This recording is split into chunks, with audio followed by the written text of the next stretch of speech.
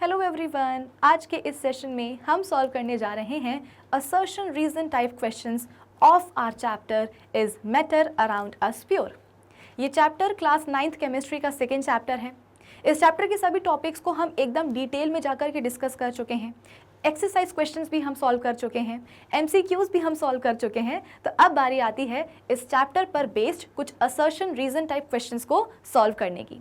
So I hope आज के session का जो टारगेट है वो सभी बच्चों को है एकदम क्लियर कि आज के इस सेशन में हम करने क्या वाले हैं। आज हम सॉल्व करेंगे असर्शन रीजन टाइप क्वेश्चंस। तो एक काम करते हैं, जल्दी से इस सेशन को हम स्टार्ट कर लेते हैं। So this is Vibhuti Khare, welcome to Magnet Brains, जहाँ पे आपको सभी चैप्टर्स के वीडियो लेक्चर्स मिलते हैं बिल्कुल फ्री ऑफ कॉस्ट। यानी कि मैग्नेट ब्रेन्स में आपको 2 चैप्टर्स पढ़ने के बाद किसी भी तरह का पेमेंट करने की या पैकेज परचेज करने की रिक्वायरमेंट बिल्कुल भी नहीं है, क्योंकि मैग्नेट ब्रेन्स आप सब तक पहुँचा रहा है क्वालिटी एजुकेशन बिल्कुल फ्री ऑफ कॉस्ट। तो इसी अच्छी बात से हम स्टार्ट कर लेते हैं आज का हमारा ये सेशन, जहाँ पे हम सॉल्व करेंगे assertion reason type questions.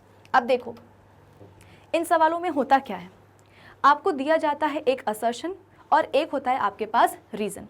Assertion का एक स्टेटमेंट होता है, रीज़न का एक स्टेटमेंट होता है। दोनों ही स्टेटमेंट्स को आपको पढ़ना है। पढ़ करके ए बी सी डी में से 4 ऑप्शंस में से आपको एक ऑप्शन चूज करना होता है। ऑप्शन ए आपसे क्या बोलता है कि both assertion and reason are true and reason is the correct explanation of assertion. यानी कि आपने असर्शन पढ़ लिया, रीज़न पढ़ लिया। अब रीज़न के स्टेटमेंट को पढ़ करके आपको ये लग रहा है कि हाँ भाई, रीज़न का जो स्टेटमेंट है वो बिल्कुल सही है, और तो और ये स्टेटमेंट, रीज़न का स्टेटमेंट असर्शन के स्टेटमेंट को सही तरीके से जस्टिफाई कर रहा है या एक्सप्लेन कर रहा है। तो हम क्या करेंगे, ऑप्शन ए चूज़ करेंगे। ऑप्शन बी हम कब चूज करते हैं कि when both assertion and reason are true but reason is not the correct explanation of assertion. यानी कि असर्शन भी सही है, रीजन का स्टेटमेंट भी सही है, दोनों के ही स्टेटमेंट्स एकदम सही हैं, ट्रू हैं, लेकिन अनफॉर्चुनेटली रीजन का जो स्टेटमेंट है वो सही तरीके से असर्शन के स्टेटमेंट को एक्सप्लेन नहीं कर रहा है। तो हम चूज करते हैं ऑप्शन बी। ऑप्शन सी कब हम चूज करते हैं कि when assertion is true but reason is false. Assertion का स्टेटमेंट सही है लेकिन रीजन का जो स्टेटमेंट है वो कैसा है, फॉल्स ही है, गलत ही है। तो हम चूज करते हैं ऑप्शन सी। और लास्ट ऑप्शन डी हम कब चूज करेंगे कि when assertion is false but reason is true. यानी कि इस बार रीजन का जो स्टेटमेंट है वो सही है लेकिन असर्शन का जो स्टेटमेंट है वो कैसा है, फॉल्स है, गलत है। तो हम चूज करते हैं ऑप्शन डी। अब ए बी सी डी में से ऑप्शन सी और ऑप्शन डी में ज़्यादा डाउट नहीं होते हैं। देखो एक्चुअली है क्या कि क्लास 9th में ना आप सबसे पहली बार असर्शन रीजन टाइप क्वेश्चंस को सॉल्व कर रहे हो। इसके पहले आपने क्लास 8th में ऐसे सवाल नहीं करे होंगे, तो ऑब्वियस सी बात है एक नया पैटर्न आया है सवालों का आपके लिए। तो किसी भी पैटर्न को आप बोल सकते हो कि हम कब तोड़ सकते हैं, जब उसको हम प्रैक्टिस करें। जितनी ज़्यादा आप प्रैक्टिस करोगे उतनी जल्दी वो जो पैटर्न है सवालों का वो आपके दिमाग में बैठेगा, वो भी परमानेंटली। आई बात समझ में? तो कोई दिक्कत की बात नहीं है, हम असर्शन रीजन टाइप क्वेश्चंस की प्रैक्टिस कर लेते हैं ताकि जितने भी आपकी डाउट हो, कन्फ्यूजन हो, वो सब क्लियर हो जाए। क्योंकि ऑब्वियस सी बात है, पहली बार कर रहे हो ये वाला पैटर्न सॉल्व, तो डाउट और कन्फ्यूजन तो ऑब्वियस है। पर कोई चिंता की बात नहीं है, मैं आपको एक बहुत ही बेसिक ट्रिक समझा देती हूँ असर्शन रीजन टाइप क्वेश्चंस को सॉल्व करने की। तो जैसे कि मैं आपको बता रही थी कि ऑप्शन सी और डी में डाउट नहीं होता है। दिक्कत कहाँ होती है, ऑप्शन ए और ऑप्शन बी में, कि मैम असर्शन का स्टेटमेंट पढ़ लिया, रीजन का स्टेटमेंट भी हमने पढ़ लिया, अब हमें नहीं समझ में आ रहा है कि रीजन का जो स्टेटमेंट है वो असर्शन के स्टेटमेंट का सही एक्सप्लेनेशन है या नहीं है। होगा तो ऑप्शन ए मार्क करेंगे, नहीं होगा तो ऑप्शन बी मार्क करेंगे, लेकिन समझ में नहीं आ रहा कि है या नहीं है। तो इसके लिए मैं आपको एक बहुत ही बेसिक और सिंपल ट्रिक बता देती हूँ। ट्रिक ये है कि सबसे पहले तो आप असर्शन के स्टेटमेंट को पढ़ लो और 2 मिनट के लिए, बिल्कुल 2 मिनट के लिए रीजन जो है ना उसको छुपा लो। रीजन से हमें मतलब ही नहीं है, हमें अभी मतलब है किस चीज से, असर्शन के स्टेटमेंट से। असर्शन का स्टेटमेंट पढ़ो और अगर वो सही है तो फिर आप अपने मन में उस स्टेटमेंट का रीजन पता करो। फॉर एग्जाम्पल मैं आपको एक बहुत ही ईजी एग्जाम्पल से इसे समझाने की कोशिश करती हूँ कि सपोज हमारे पास एक स्टोरी है कि भाई जो सीता है वो डेली स्कूल जाती है और उसकी जो मामा है उसे लंच बॉक्स पैक करके देती हैं। जैसे कि आपकी मामा देती हैं लंच बॉक्स पैक करके, वैसे ही सीता की मामा भी क्या करती हैं, लंच बॉक्स पैक करके उसको देती हैं। अब क्या हुआ, एक दिन सीता स्कूल नहीं जा पाई। क्यों नहीं जा पाई? क्योंकि सीता की स्कूल बस मिस हो गई थी। तो ये स्टोरी आपको पूरी पता है। अब इसी पे क्या आ गया, एक असर्शन आ गया कि सीता डेली स्कूल जाती है लेकिन वो एक दिन स्कूल नहीं गई। तो क्या ये असर्शन सही है? बिल्कुल सही है। अभी अभी तो मैंने आपको स्टोरी सुनाई है कि सीता डेली जाती है स्कूल लेकिन एक दिन नहीं जा पाई थी क्योंकि स्कूल बस मिस हो गई थी। तो असर्शन ने बिल्कुल सही बात बोली कि हाँ वो डेली स्कूल जाती है लेकिन एक दिन नहीं जा पाई थी। इसका रीज़न क्या है? बाकी जो सवाल में रीज़न दिया है उसको छुपा लो 2 मिनट के लिए, आप खुद इसका रीज़न सोचो। आपको पता है ना स्टोरी क्या है रीज़न, कि मैम उसकी स्कूल बस मिस हो गई थी इसलिए वो नहीं जा पाई थी। अब अगर ये रीज़न सवाल के रीज़न के स्टेटमेंट में दिया गया है तो आप क्या करोगे, ऑप्शन ए मार्क करके आओगे कि भाई असर्शन सही है, रीज़न भी सही है, और तो और जो रीज़न है वो क्या कर रहा है, फॉर्चुनेटली हमारे असर्शन के स्टेटमेंट को सही तरीके से एक्सप्लेन भी कर रहा है कि हाँ भाई सीता स्कूल जाती है, एक दिन नहीं जा पाई। क्यों नहीं जा पाई? तो रीज़न बोल रहा है कि क्योंकि उसकी स्कूल बस मिस हो गई थी। तो क्या करोगे, ऑप्शन ए मार्क कर दोगे। लेकिन सपोज अगर रीज़न ये दिया है कि सीता की जो मम्मा है उसको डेली लंच बॉक्स पैक करके देती हैं, बात तो सही है कि सीता रोज स्कूल जाती है लेकिन एक दिन नहीं गई थी, ये बात सही है। सीता की मामा उसको डेली लंच बॉक्स पैक करके देती हैं, ये बात भी सही है। लेकिन क्या ये बात हमारे असर्शन की बात को एक्सप्लेन कर रही है कि सीता स्कूल क्यों नहीं जा पाई? नहीं कर रही है। तो दोनों ही स्टेटमेंट्स कैसे हैं, बिल्कुल सही हैं। लेकिन रीजन का जो स्टेटमेंट है वो अनफॉर्चुनेटली असर्शन के स्टेटमेंट को एक्सप्लेन नहीं कर रहा है। तो हम क्या करेंगे, ऑप्शन बी मार्क कर देंगे। तो आपको ये बहुत ही सिंपल सा एग्जाम्पल समझ में आया ना। अब आप बोलोगे कि मैम एग्जाम्पल तो आपका बहुत सिंपल था लेकिन जब सवाल आते हैं ना तो वो इतने सिंपल होते नहीं, ये बात जो है ना सिर्फ समझ की है। अगर आप सवाल को समझ गए हो तो फिर आपके लिए कोई भी assertion reason type question difficult नहीं है। कैसे, चलो हम समझते हैं इसको अपने फर्स्ट क्वेश्चन के साथ, फर्स्ट असर्शन रीजन क्वेश्चन के साथ, कि यहाँ पे असर्शन क्या दिया है, आपने क्या करना है, रीजन को छुपा लेना है। जैसे ही असर्शन मिले रीजन को छुपा लो, हमें नहीं देखना रीजन, हमें सिर्फ असर्शन से बात करनी है और उसका जो रीजन होगा असर्शन के स्टेटमेंट का वो हम खुद पता करेंगे, हमें किसी हिंट की जरूरत नहीं है। ठीक है, अब क्या बोला गया है कि water is a pure substance. Assertion के स्टेटमेंट में बोला गया है कि पानी क्या है, एक प्योर सब्सटेंस है।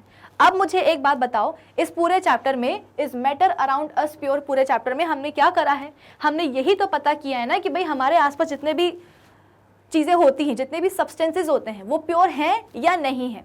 तो प्योर सब्सटेंस की एक बेसिक डेफिनेशन क्या होती है, प्योर सब्सटेंस क्या है, एक ऐसा सब्सटेंस है which is made up of only one kind of particles या वन टाइप ऑफ पार्टिकल्स। क्या बोला मैंने कि प्योर सब्सटेंस क्या है, एक ऐसा substance which is made up of only one type of particles या वन काइंड ऑफ पार्टिकल्स। अब ये पार्टिकल्स एटम्स भी हो सकते हैं और मॉलिक्यूल्स भी हो सकते हैं।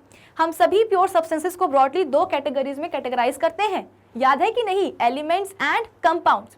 हमारे पास बहुत सारे एलिमेंट्स होते हैं, nitrogen, phosphorus, calcium, oxygen, hydrogen, ये सब के सब क्या है, एलिमेंट्स हैं। अगर मैं बात करूंगी एक एलिमेंट की, कार्बन की, तो वो कार्बन एलिमेंट किसका बना होगा, सिर्फ और सिर्फ कार्बन के एटम्स का ही बना होगा। तो कार्बन क्या हो जाएगा, एक प्योर सब्सटेंस हो जाएगा। क्यों, अभी तो बताया मैंने आपको कि प्योर सब्सटेंस क्या है, एक ऐसा सब्सटेंस जो कि केवल एक ही टाइप के पार्टिकल्स का बना होता है। पार्टिकल्स एटम्स भी हो सकते हैं, मॉलिक्यूल्स भी हो सकते हैं। तो सभी हमारे जो एलिमेंट्स हैं वो क्या है, प्योर सब्सटेंसेस हैं, क्योंकि सभी के सभी एलिमेंट्स क्या होते हैं, केवल एक ही टाइप के एटम्स के बने होते हैं। फॉर एग्जाम्पल कार्बन बना है कार्बन के एटम्स का, कैल्शियम बना है कैल्शियम के एटम्स का, लाइक दिस। ठीक है, इसके बाद में हम बात करते हैं किसकी, कंपाउंड्स की। तो कंपाउंड्स क्या होते हैं, जब 2 या 2 से ज्यादा एलिमेंट्स आकर के कंबाइन होते हैं, वो भी कैसे, क्योंकि उनके बीच में केमिकल रिएक्शन हुई है। ठीक है, कंपाउंड कब बनते हैं, जब 2 या 2 से, अगर मैं एक कंपाउंड की बात करूं तो एक कंपाउंड क्या है, वो भी एक प्योर सब्सटेंस है। क्यों, क्योंकि वो बना है कैसे, 2 या 2 से ज्यादा एलिमेंट्स से, और वो एलिमेंट्स भी कैसे कंबाइन हुए हैं, तो केमिकली कंबाइन हुए हैं, यानी कि बकायदा उन एलिमेंट्स के बीच में क्या हुई है, केमिकल रिएक्शंस हुई हैं, नए बॉन्ड बने हैं। और जब भी नया बॉन्ड बनता है या कोई केमिकल रिएक्शन होती है, हमेशा एक नई चीज बनती है। नई चीज क्या बनी है, एलिमेंट्स के कॉम्बिनेशन से कंपाउंड बनी है। तो कंपाउंड क्या है, वो भी एक प्योर सब्सटेंस है। तो एक बात बताओ, ये जो आपका पानी है, ये पानी क्या है, पानी का फॉर्मूला क्या होता है, H2O। तो पानी क्या है, ये भी तो एक प्योर सब्सटेंस है। क्यों, क्योंकि ये एक कंपाउंड है। तो असर्शन बिल्कुल सही है कि पानी क्या है, it is a pure substance. क्यों, क्योंकि पानी खुद क्या है, एक कंपाउंड है। आई बात समझ में, तो पानी कंपाउंड है जो कि क्या है, एक प्योर सब्सटेंस है। बात बिल्कुल सही है। अब मुझे इसका रीजन बताओ कि इसका रीजन क्या हो सकता है। ये जो लिखा हुआ है रीजन, इसको मत देखो, आप खुद सोचो कि पानी को हम एक प्योर सब्सटेंस क्यों बोल रहे हैं। पानी जो कि एक कंपाउंड है, इसको हम प्योर सब्सटेंस क्यों बोल रहे हैं? क्योंकि वो डेफिनेटली बना होगा केवल एक ही टाइप के पार्टिकल से। और पार्टिकल्स कौन से होंगे कंपाउंड में?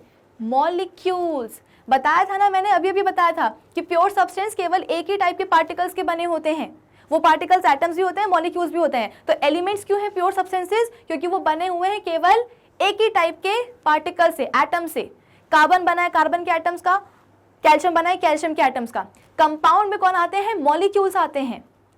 कि अगर मैं बात कर रही हूँ पानी की, तो पानी में सिर्फ क्या होगा? पानी के ही मॉलिक्यूल्स होंगे, H2O मॉलिक्यूल्स ही होंगे। H2O, H2O, H2O, बहुत सारे H2O मॉलिक्यूल्स। इस पे मत जाना कि मैम कंपाउंड को बनाने के लिए 2 एलिमेंट्स लग गए हैं, कि आपके पास पानी है तो पानी को बनाने के लिए हाइड्रोजन भी लगा है और ऑक्सीजन भी लगा है। कोई बात नहीं, लगने दो। हमें किससे मतलब है? कंपाउंड की एक छोटी यूनिट से मतलब है। क्या है यूनिट? मॉलिक्यूल है। तो एक कंपाउंड बहुत सारे एक ही टाइप के मॉलिक्यूल्स से बना होता है। अगर मैं बात करूंगी पानी की, तो पानी किससे बना है? बहुत सारे पानी के मॉलिक्यूल्स से बना है, यानी कि एक ही टाइप के पार्टिकल से बना है। तो पानी क्या होगा? एक प्योर सब्सटेंस तो होगा ना। तो पानी क्या है? एक प्योर सब्सटेंस है, बिल्कुल प्योर सब्सटेंस है। क्यों है प्योर सब्सटेंस? क्योंकि वो एक ही टाइप के मॉलिक्यूल से बना है, वाटर मॉलिक्यूल से बना है। असर्शन समझ में आया? रीजन आपने पता कर लिया खुद ने। अब अगर आपका ये रीजन सवाल के रीजन से मैच कर रहा है तो आप क्या करोगे? ऑप्शन ए को चूज कराओगे।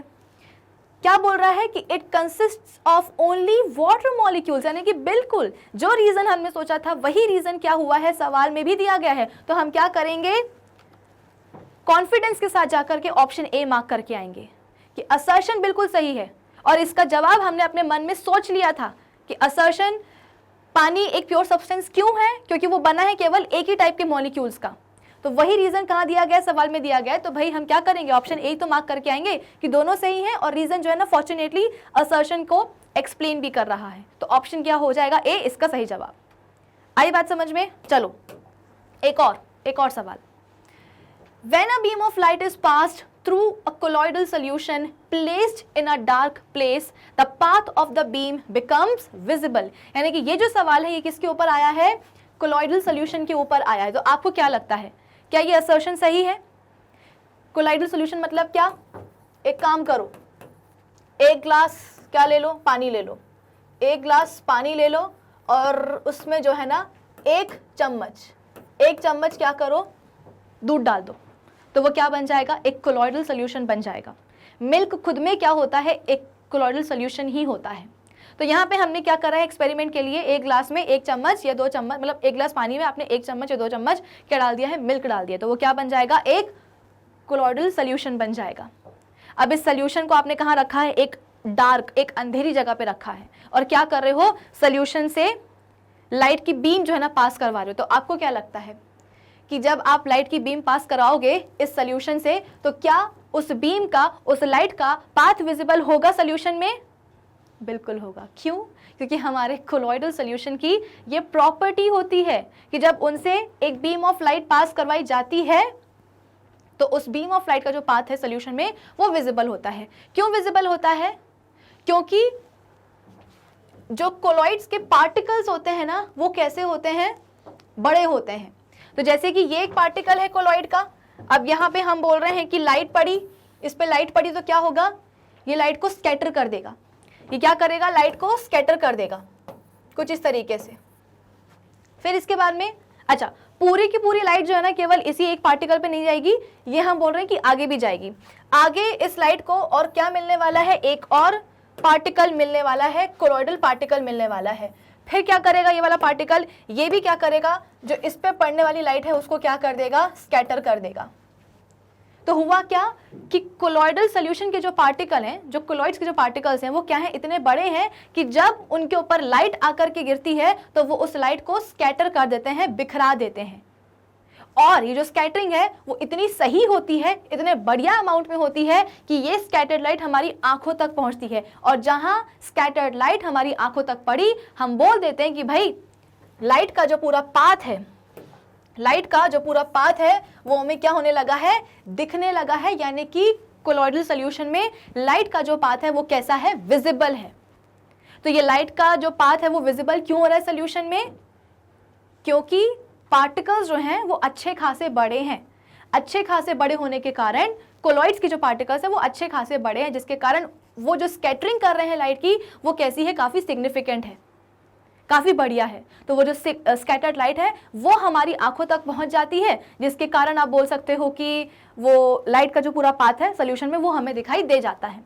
तो असर्शन सही है, बिल्कुल सही है। रीज़न भी हमने पता कर लिया। भाई रीज़न यहाँ पे जो भी दिया है उससे हमें कोई मतलब नहीं है, हमें सिर्फ किससे मतलब है? असर्शन से अभी मतलब है। असर्शन को पढ़ने के बाद में उसका रीज़न हम खुद निकालेंगे कि ये बात बिल्कुल सही है कि जब एक बीम ऑफ लाइट हम पास करते हैं कैसे, एक कोलॉइडल सॉल्यूशन से, तो क्या होता है, जब उसको हमने एक डार्क प्लेस में रखा है तो क्या होगा, लाइट का जो पाथ है वो डेफिनेटली विजिबल होगा। क्यों विजिबल होगा? क्योंकि जब लाइट कोलॉइडल सॉल्यूशन के पार्टिकल्स से टकराती है तो टकराने के बाद स्कैटर हो जाती है, और यही स्कैटर्ड लाइट हमारी आंखों तक पहुंचती है, तो हमें उस पूरे सॉल्यूशन में लाइट का जो पाथ है वो दिखाई देने लगता है।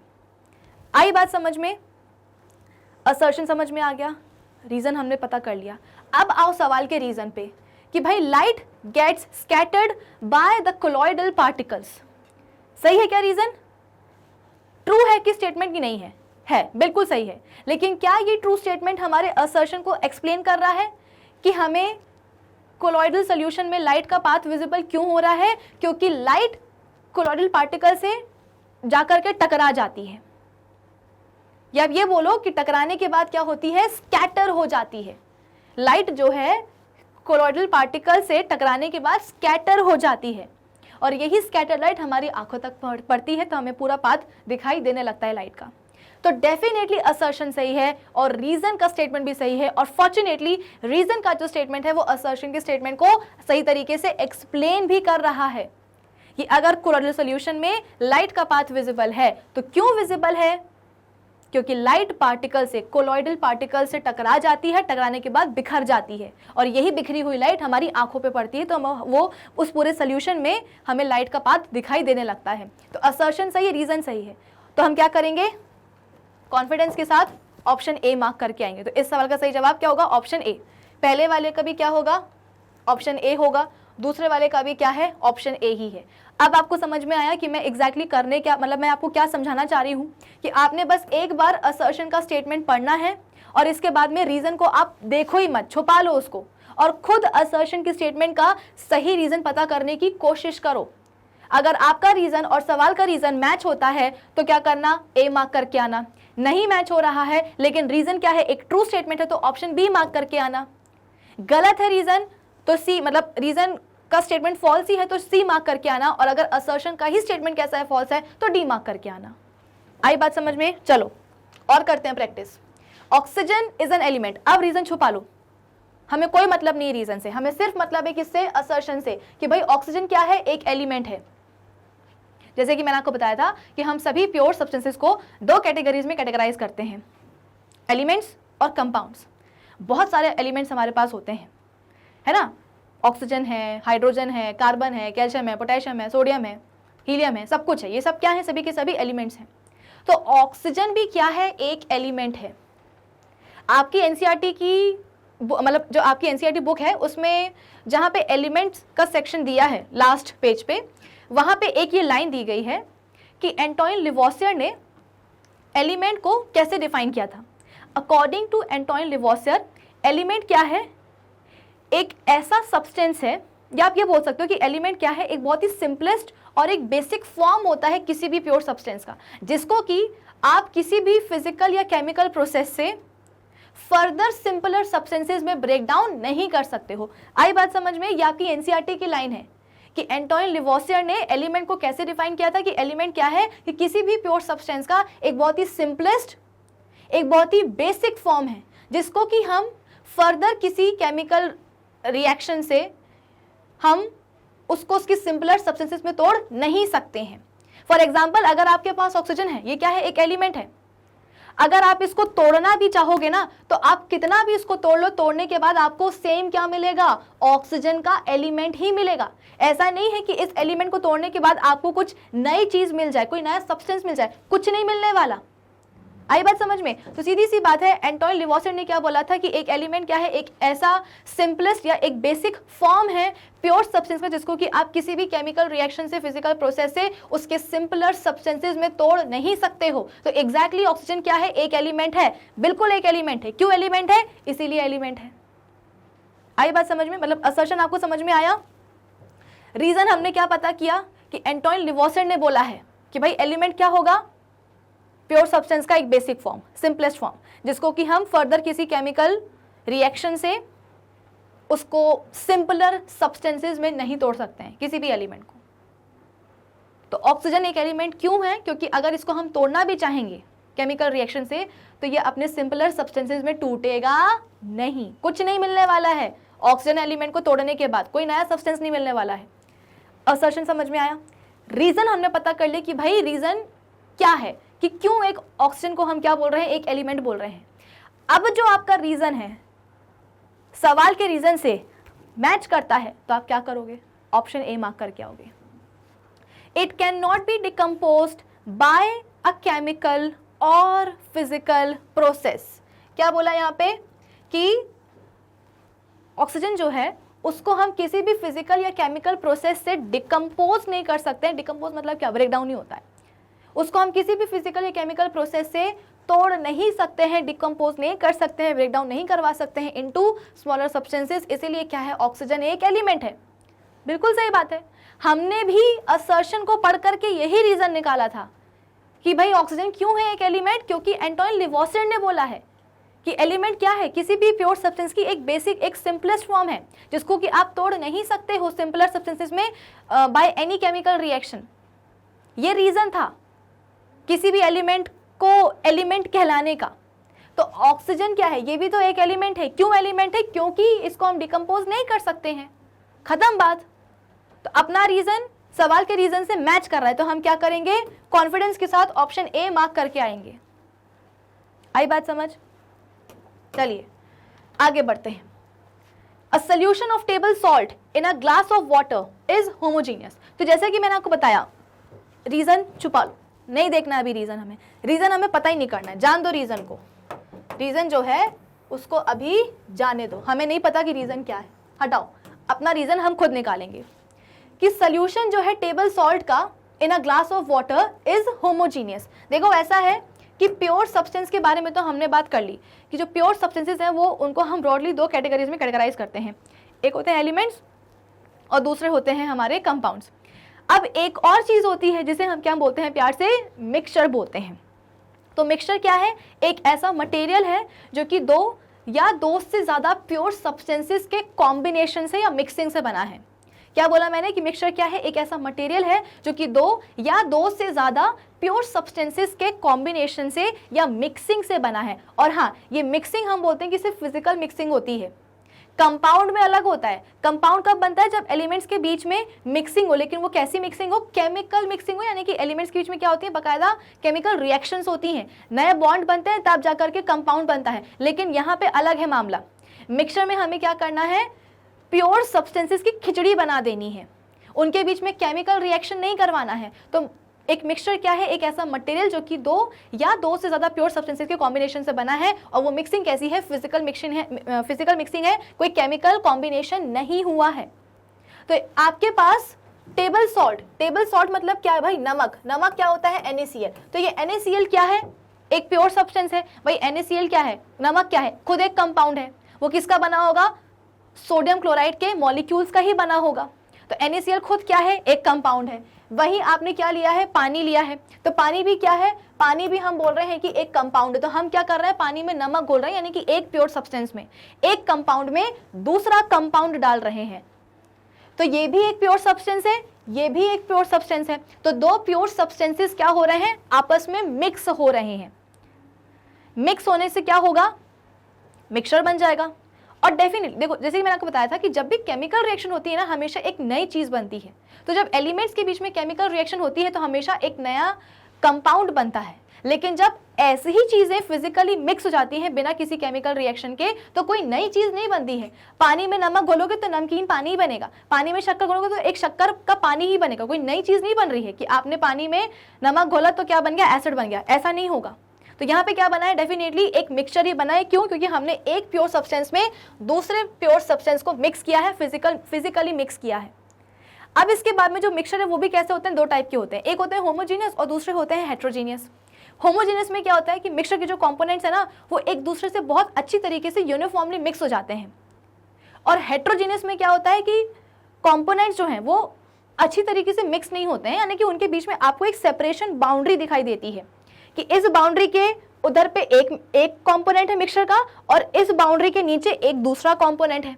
लेकिन होमोजेनस मिक्सचर में क्या होता है कि कंपोनेंट जो होते हैं मिक्सचर के वो इतने बेहतरीन तरीके से आपस में मिक्स हो जाते हैं कि आपको कोई सेपरेशन बाउंड्री दिखाई नहीं देती। फॉर एग्जाम्पल, आपने जो एक ग्लास पानी में नमक घोला है तो घोलने के बाद क्या होगा, आपको एक होमोजेनस मिक्सचर ही मिलेगा, यानी कि उस मिक्सचर में आपको एक इवननेस दिखती है, एक यूनिफॉर्मिटी दिखती है कंपोनेंट्स के बीच में, कि जो कंपोनेंट्स है मिक्सचर के वो एक दूसरे के साथ बहुत ही बढ़िया तरीके से मिक्स हो गए हैं, कि पानी के मॉलिक्यूल्स और नमक के मॉलिक्यूल्स उनके बीच में जो मिक्सिंग हुई है वो बहुत ही बेहतरीन तरीके से मिक्सिंग हुई है कि आपके पास जो एक ग्लास पानी है, उस मतलब एक ग्लास जो आपके पास नमक का पानी है, उस नमक के पानी में आप चाहे कितने भी सेक्शन बना लो, हर एक सेक्शन में आपको पानी और नमक का जो कॉम्पोजिशन है वो कैसा मिलेगा, सेम मिलेगा।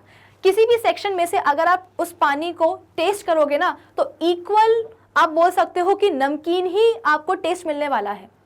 ऐसा नहीं होगा कि ऊपर आप बोलोगे कि नमक कम है, नीचे ज़्यादा है, तो ऊपर जैसे जब हमने पानी पिया तो वो हमको कम नमकीन लगा और नीचे वाली लेयर से जब हमने पानी पिया तो हमको ज़्यादा नमकीन लगा। ऐसा नहीं होगा, किसी भी लेयर से आप पानी पी लो, आपको जो नमकीन फ्लेवर है ना वो इक्वल ही मिलने वाला है। क्यों?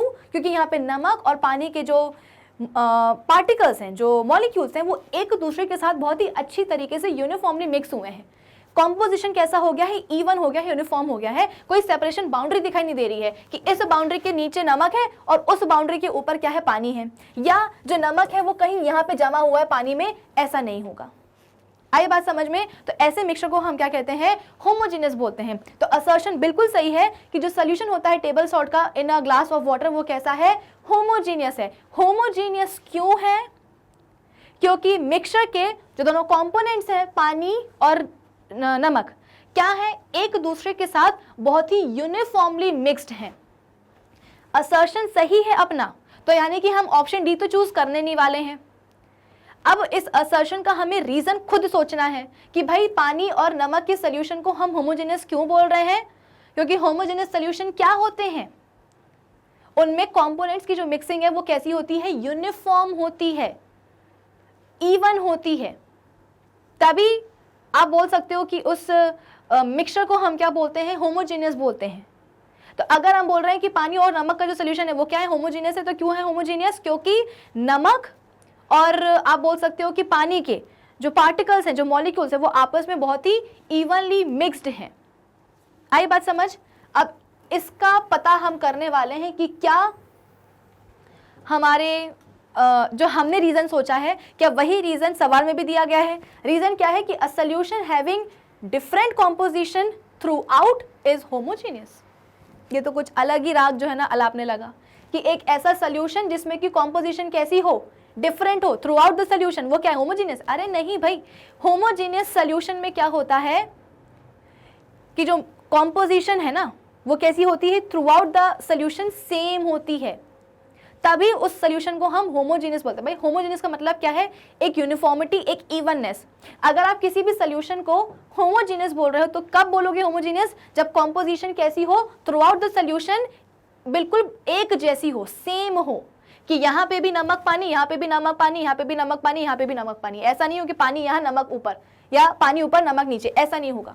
थ्रू आउट द सोल्यूशन जो कॉम्पोजिशन है वो कैसी होनी चाहिए, यूनिफॉर्म होनी चाहिए, तभी उस सोल्यूशन को हम क्या बोलते हैं, होमोजेनियस बोलते हैं। लेकिन यहाँ पे रीजन में कुछ अलग ही बात बोली गई है। इनफैक्ट जो भी बात बोली गई है रीजन में वो क्या है, गलत बात ही है। क्यों, क्या बोला गया रीजन में कि a solution having different composition through out is homogeneous, यानी कि एक ऐसा सोल्यूशन जिसमें कि कॉम्पोजिशन कैसी हो, through out the solution different हो, तो उसको हम होमोजेनियस बोलेंगे? अरे बिल्कुल भी नहीं, फिर उसको तो हम हेट्रोजेनियस बोल देंगे। एक ऐसा सोल्यूशन जिसके कंपोनेंट्स आपस में बहुत ही यूनिफॉर्मली मिक्स्ड हो, जिसके कारण जो कॉम्पोजिशन है वो थ्रू आउट द सोल्यूशन कैसी हो, सेम हो, तो हम बोलेंगे कि सोल्यूशन कैसा है, होमोजीनियस है। लेकिन यहाँ पे हम बोल रहे हैं कि कॉम्पोजिशन कैसी है, through out the solution different हो रही है। यानी कि क्या, कि जो कंपोनेंट्स है ना वो एक दूसरे के साथ अच्छी तरीके से मिक्स है ही नहीं, उनकी मिक्सिंग, कंपोनेंट्स की मिक्सिंग यूनिफॉर्मली हो ही नहीं रही है। तो फिर ऑब्वियस सी बात है, जो कॉम्पोजिशन है थ्रू आउट द सोल्यूशन वो कैसी रहेगी, अलग ही रहेगी, डिफरेंट ही रहेगी। तो ऐसे सोल्यूशन को हम होमोजेनियस नहीं बोलेंगे। आई बात समझ में? तो असर्शन जो छोड़ो, जो हमारा रीजन है वो रीजन क्या है, रीजन हमारा गलत है। तो जब असर्शन सही होता है और रीजन क्या होता है, फॉल्स होता है, तो हम क्या करते हैं, ऑप्शन सी मार्क करके आते हैं। असर्शन हमने पढ़ लिया था, उसका रीजन भी अपने दिमाग में हमने सोच लिया था, लेकिन हमारा जो रीजन है वो सवाल के रीजन के साथ में मैच नहीं हुआ। इनफैक्ट सवाल का जो रीजन है वो तो गलत ही स्टेटमेंट है एक। तो हम क्या करेंगे, कॉन्फिडेंस के साथ ऑप्शन सी मार्क करके आएंगे। आई बात समझ? चलिए आगे बढ़ते हैं। Solutions are pure substances. अब हम फिर से क्या करेंगे, जो रीजन है उसको हम छुपा लेंगे। रीजन से हमें मतलब नहीं है, हम असर्शन पढ़ेंगे और उसका जवाब खुद डिसाइड करेंगे, खुद उसका जो है ना रीजन हम निकालेंगे।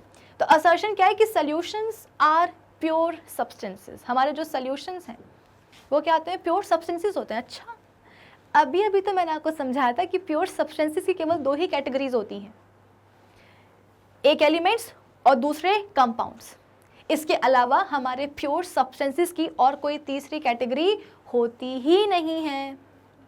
एलिमेंट्स बने होते हैं सेम टाइप के, एक ही टाइप के एटम्स से, और कंपाउंड्स हमारे बने होते हैं सिर्फ और सिर्फ किसके, मॉलिक्यूल्स के। अगर हम बात कर रहे हैं कार्बन की, तो कार्बन बना है केवल कार्बन के एटम्स का, एक ही टाइप के एटम्स का, इसीलिए वो क्या हो जाएगा, एक प्योर सब्सटेंस हो जाएगा।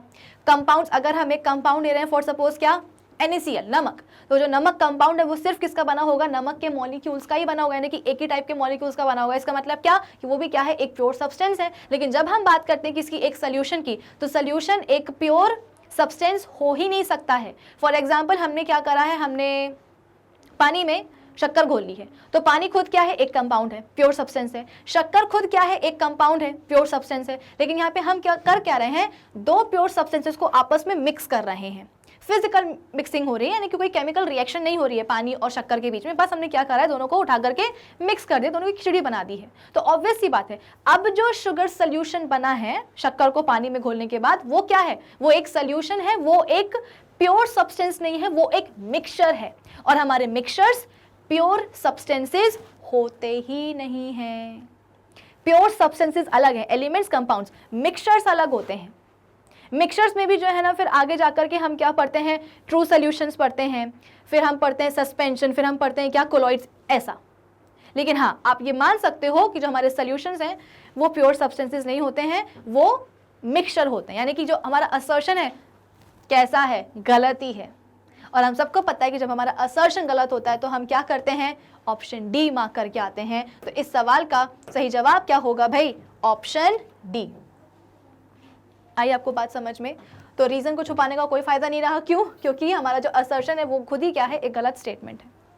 तो जब हमारा असर्शन क्या हो, गलत हो, रीजन ट्रू हो, तो हम क्या करेंगे, ऑप्शन डी मार्क करके आ जाएंगे। रीजन क्या बोल रहा है कि सॉल्यूशंस हमारे होमोजेनियस मिक्सचर होते हैं, हाँ बिल्कुल सही बात है।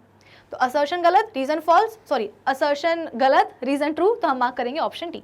चलिए आगे बढ़ते हैं। प्योर वाटर ऑब्टेन्ड फ्रॉम, इसके पहले कि हम अपना असर्शन पढ़ें, मैं रीजन ही रब कर दूंगी। अब हम खुद निकालेंगे इस सवाल का जवाब। चलिए, pure water obtained from different sources such as river, well, spring, sea etcetera always contain hydrogen and oxygen combined the ratio of 1/8 या 1:8 बाय मास। यानी कि असर्शन हमसे ये बोल रहा है कि जब भी हम एक प्योर वाटर लेते हैं, अब वो वाटर कहीं से भी हम ले सकते हैं, नदी से, कुएं से, तालाब से, है ना, स्प्रिंग से, कहीं से भी लें, उस प्योर वाटर में जो हाइड्रोजन और ऑक्सीजन है वो मिलेंगे। और कैसे मिलेंगे, तो अपने मासिस के इस रेशियो में मिलेंगे, 1:8 रेशियो में मिलेंगे, 1/8 रेशियो में मिलेंगे। क्या ये बात बिल्कुल सही है? हाँ बिल्कुल सही है। भाई पानी क्या होता है, पानी का फॉर्मूला है H2O। एक बात बताओ, अगर हमने नदी का पानी लिया है तो नदी का जो पानी है उसका फॉर्मूला क्या होगा, यही होगा H2O। अगर हमने कुएं का पानी लिया है तो कुएं का जो पानी है उसका भी फॉर्मूला क्या होगा, यही होगा H2O। अगर हमने समुद्र का पानी लिया है, या हमने अगर कहाँ का पानी लिया है, स्प्रिंग का पानी लिया है, तो वो स्प्रिंग वाटर भी क्या होगा, उसका जो फॉर्मूला है वो क्या होगा, H2O ही होगा। कहीं का भी पानी ले लो, पानी का जो फॉर्मूला है वो H2O ही रहेगा। अगर मैं पानी के एक मॉलिक्यूल की बात करूं तो पानी के एक मॉलिक्यूल को बनाने के लिए हाइड्रोजन के कितने एटम्स लगते हैं, 2 एटम्स लगते हैं। O के कितने एटम्स लगते हैं, 1 एटम लगता है। तो हाइड्रोजन के एक एटम का मास कितना होता है, 1U। एक एटम का मास होता है 1U, लेकिन पानी के एक मॉलिक्यूल को बनाने के लिए कितने एटम्स लगे हैं, 2 लगे हैं।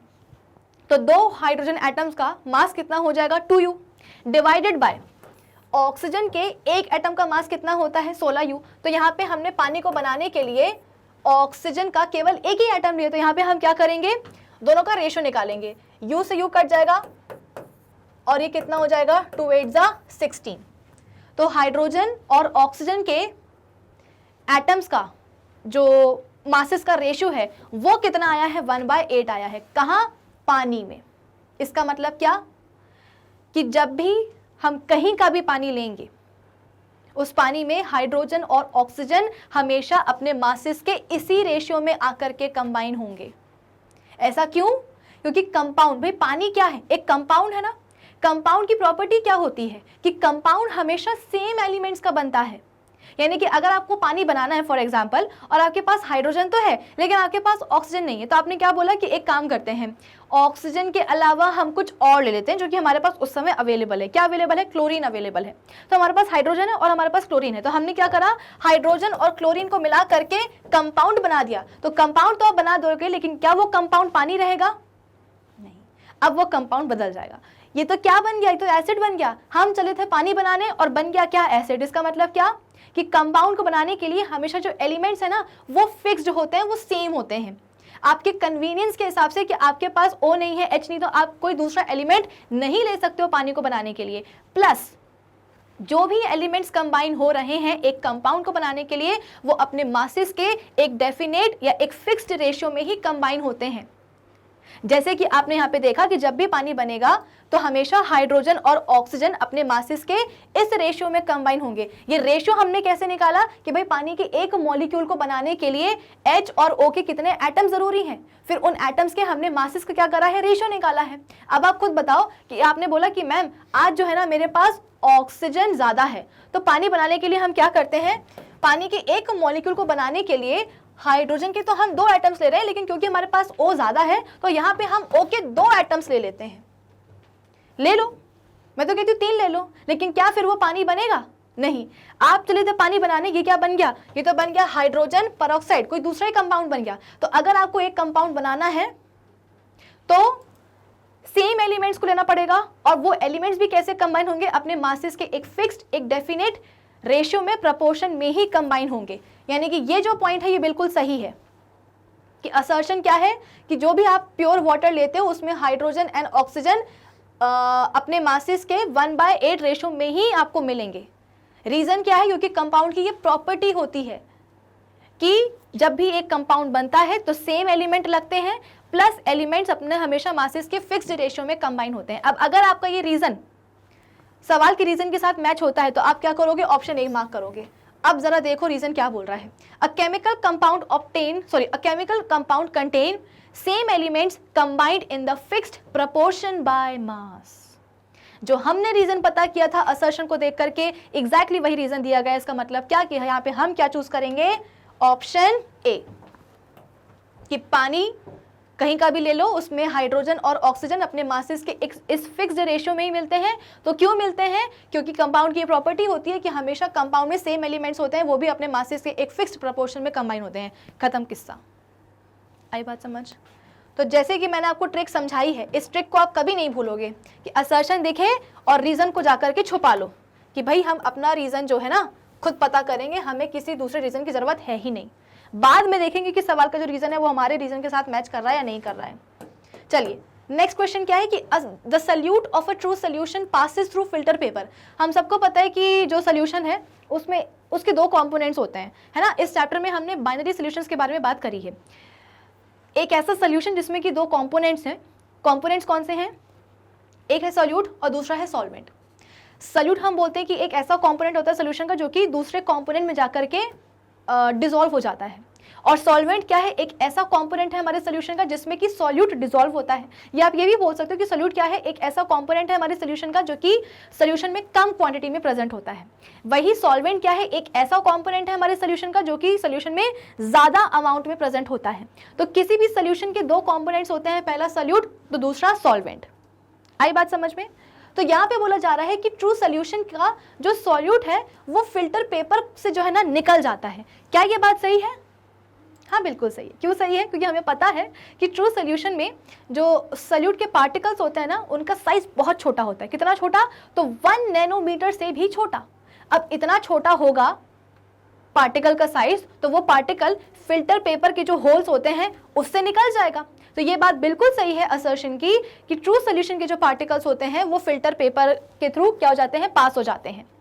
रीजन क्या है? क्योंकि सॉल्यूट के पार्टिकल्स ट्रू सोल्यूशन में इतने छोटे होते हैं कि वो फिल्टर पेपर के जो पोर्स हैं उन पोर्स से भी क्या होते हैं, छोटे होते हैं। आई रिपीट, फिल्टर पेपर के जो पोर्स हैं उन पोर्स से भी छोटे होते हैं। कौन? ट्रू सोल्यूशन के सॉल्यूट पार्टिकल्स। तो ऑब्वियस सी बात है, जब आप सोल्यूशन को क्या करोगे, फिल्टर पेपर से पास करवाओगे, तो पूरा का पूरा जो सोल्यूशन है वो कहाँ आने वाला है, फिल्टर पेपर से पास होने वाला है। ऐसा नहीं होगा जैसे कि हमने क्या करा है, हमने पानी में नमक घोल दिया है ना। तो पानी और नमक का जो सोल्यूशन है वो क्या है, एक ट्रू सोल्यूशन ही है, जिसमें कि पानी क्या है, सॉल्वेंट है, और नमक क्या है, एक सॉल्यूट है। भाई सॉल्यूट क्या होता है, जो कि जाकर के दूसरे कंपोनेंट में डिसॉल्व हो जाए। तो पानी में नमक डिसॉल्व हो रहा है ना, इसका मतलब पानी क्या है, एक सॉल्वेंट है, और नमक क्या है, एक सॉल्यूट है। तो जब हम पानी वाले नमक को एक फिल्टर पेपर से पास कराएंगे तो पूरा का पूरा जो पानी है वो कहाँ जाएगा, नीचे आ जाएगा। यानी कि पूरा का पूरा जो सोल्यूशन है, नमक सोल्यूशन, वो नीचे आ जाएगा, यानी कि फिल्टर पेपर को पास कर जाएगा। ऐसा नहीं होगा कि आपने पानी में नमक घोल के रखा है और जैसे ही आप उसको जो ना फिल्टर पेपर से पास करवाओगे तो नमक ऊपर रह जाएगा फिल्टर पेपर में एज अ रेसिड्यू और पानी नीचे हो जाएगा। ऐसा नहीं होता है। पूरा का पूरा आप बोल सकते हो जो नमक है वो पानी में डिसॉल्व हो चुका है। अब अगर आप उसको फिल्टर पेपर से कितना भी पास करवाओ तो नमक उससे सेपरेट नहीं होगा। क्यों नहीं होगा? क्योंकि नमक के जो पार्टिकल्स हैं वो इतने छोटे होते हैं कि फिल्टर पेपर के जो पोर्स है ना उनसे निकल आते हैं बाहर। आई बात समझ में? तो नॉर्मल फिल्टरेशन से फिल्टर पेपर का यूज करके आप सोल्यूशन के जो कंपोनेंट्स हैं उनको सेपरेट नहीं कर सकते हो। ऑब्वियस ही बात है। क्यों? क्योंकि सोल्यूशन के, ट्रू सोल्यूशन के जो सॉल्यूट पार्टिकल्स होते हैं उनका साइज बहुत छोटा होता है, फिल्टर पेपर को वो आसानी से क्रॉस कर लेते हैं। असर्शन बिल्कुल सही है, रीजन हमने पता कर लिया है। अब हमें ये देखना है कि सवाल का जो रीजन है वो हमारे रीजन के साथ मैच हो रहा है या नहीं हो रहा है। The particles of suspension settle down after some time. Assertion सही है, रीजन क्या है उसका वो हमें पता है। अब हम बात कर रहे हैं रीजन की, सवाल के रीजन की, कि सवाल के रीजन के स्टेटमेंट में बोला गया है कि जो सस्पेंशन के जो पार्टिकल्स होते हैं वो कुछ समय बाद सेटल डाउन हो जाते हैं। वो लो, रेत लो आप, रेत, ठीक है ना, सैंड लो और उसको आप पानी में डिसॉल्व करने की कोशिश करो। जब तक आप रेत को पानी में घुमाओगे, स्टर करोगे, तब तक जो रेत है वो पानी में घूमती रहेगी। लेकिन जैसे ही आप स्टर करना छोड़ोगे, चलाना छोड़ोगे और 5 मिनट के लिए उस मिक्सचर को रखोगे, पूरी की पूरी जो रेत है वो नीचे आकर के बैठ जाएगी। ऐसा क्यों हुआ? क्योंकि जो हमने अभी मिक्सचर बनाया है ना रेत और पानी का, ये क्या है, एक सस्पेंशन है। और सस्पेंशन के जो पार्टिकल्स होते हैं वो इतने हैवी होते हैं कि ग्रेविटी, अर्थ की जो ग्रेविटी है उसको वो नीचे खींच लेते हैं। मतलब अर्थ की जो ग्रेविटी है वो ग्रेविटी सस्पेंशन के पार्टिकल्स को नीचे खींच लेती है। जो अर्थ है वो तो सभी चीज़ों के ऊपर जो है ना एक ग्रेविटी लगाती है, तो सस्पेंशन के पार्टिकल्स के ऊपर भी ग्रेविटी लग रही है। जब तक हम रेत के दानों को चला रहे हैं तब तक तो वो हैं पानी में मिक्स्ड, लेकिन जैसे ही हमने चलाना छोड़ा, अर्थ की ग्रेविटी के कारण सभी के सभी जो सैंड पार्टिकल्स है वो नीचे जाकर के सेटल हो जाएंगे। बात सही है कि नहीं? बिल्कुल सही है। असर्शन सही है, रीजन सही है, लेकिन क्या रीजन हमारे असर्शन का सही एक्सप्लेनेशन है? बिल्कुल भी नहीं। रीजन तो जो है ना कहीं और की ही बात कर रहा है, किसी और टेंजेंट पे निकल चुका है। इसका मतलब क्या कि यहाँ पे हम मार्क करेंगे ऑप्शन बी कि दोनों स्टेटमेंट सही हैं, लेकिन रीजन हमारे असर्शन का सही जवाब नहीं है। रीजन हमारे असर्शन को सही तरीके से एक्सप्लेन नहीं कर रहा है, दैट्स ऑल। ठीक है, चलिए आगे बात करते हैं कि true solution exhibits Tyndall effect. ठीक है, इसको हम हटा देते हैं कि असर्शन क्या बोल रहे हैं कि जो हमारे ट्रू सोल्यूशन होते हैं वो टिंडाल इफेक्ट शो करते हैं।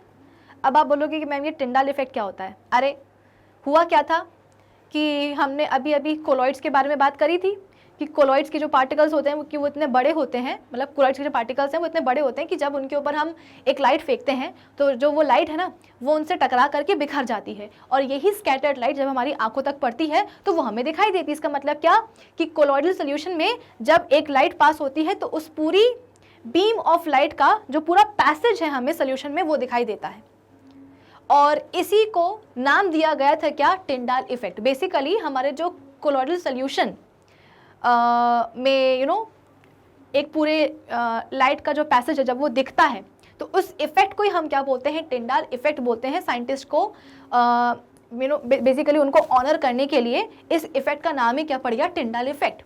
तो बेसिकली जो हमारे कोलॉइड्स में आपको बीम ऑफ लाइट का पाथ दिखाई देता है उसी को हम बोलते हैं क्या, टिंडाल इफेक्ट। अब टिंडाल इफेक्ट या किसी भी सोल्यूशन में लाइट के पाथ को देखने के लिए क्या करना पड़ेगा, हमें उस सोल्यूशन के जो पार्टिकल्स होंगे उन पार्टिकल्स को लाइट को बिखेरना पड़ेगा, और बिखेरना भी कैसे पड़ेगा, इतने सिग्निफिकेंट अमाउंट में पड़ेगा कि वो स्कैटर्ड लाइट हमारी आंखों तक पहुंचे। जब ये लाइट हमारी आंखों तक पहुंचेगी तब जाकर के तो हमें उस सोल्यूशन में लाइट का पाथ दिखाई देगा, है कि नहीं। मैं आपको इतनी देर से यही तो समझा रही थी कि कोलॉइड्स के जो पार्टिकल्स हैं वो इतने बड़े होते हैं कि जो भी लाइट उनसे आकर के टकराती है तो टकराने के बाद अच्छी खासी अमाउंट में फैलती है, बिखरती है, और यही बिखरी हुई लाइट जब हमारी आंखों में पड़ती है तो उस कोलॉइडल सोल्यूशन में हमको लाइट का पाथ विजिबल हो जाता है। लेकिन जब हम बात करते हैं ट्रू सोल्यूशंस की, तो अभी अभी हमने क्या एक क्वेश्चन पढ़ा था कि ट्रू सोल्यूशन में सॉल्यूट के जो पार्टिकल्स होते हैं उनका साइज बहुत छोटा होता है। कितना छोटा होता है, 1 नैनोमीटर से भी छोटा होता है। तो जब इतने छोटे पार्टिकल से कोई लाइट आकर के टकराएगी तो ऐसा नहीं है कि स्कैटरिंग नहीं होगी, होगी लेकिन बहुत ही कम होगी, इतनी कम होगी कि वो जो बिखरी हुई लाइट है वो हमारी आंखों तक पड़ेगी ही नहीं। और जब लाइट हमारी आंखों तक पड़ेगी ही नहीं तो दिखाई क्या देगी, यानी कि ट्रू सोल्यूशन में लाइट का जो पाथ है वो हमें विजिबल नहीं होगा। मिल्क में लाइट का पाथ दिखाई देगा, लेकिन पानी और नमक या पानी और शक्कर के सोल्यूशन में लाइट का पाथ आपको दिखाई नहीं देगा। क्यों नहीं देगा, क्योंकि नमक का पानी, शक्कर का पानी, ये क्या है, दोनों ही ट्रू सोल्यूशंस हैं, और इनमें पार्टिकल्स का जो साइज है वो इतना छोटा है कि लाइट आकर के टकराएगी तो, लेकिन उतनी स्कैटर नहीं हो पाएगी।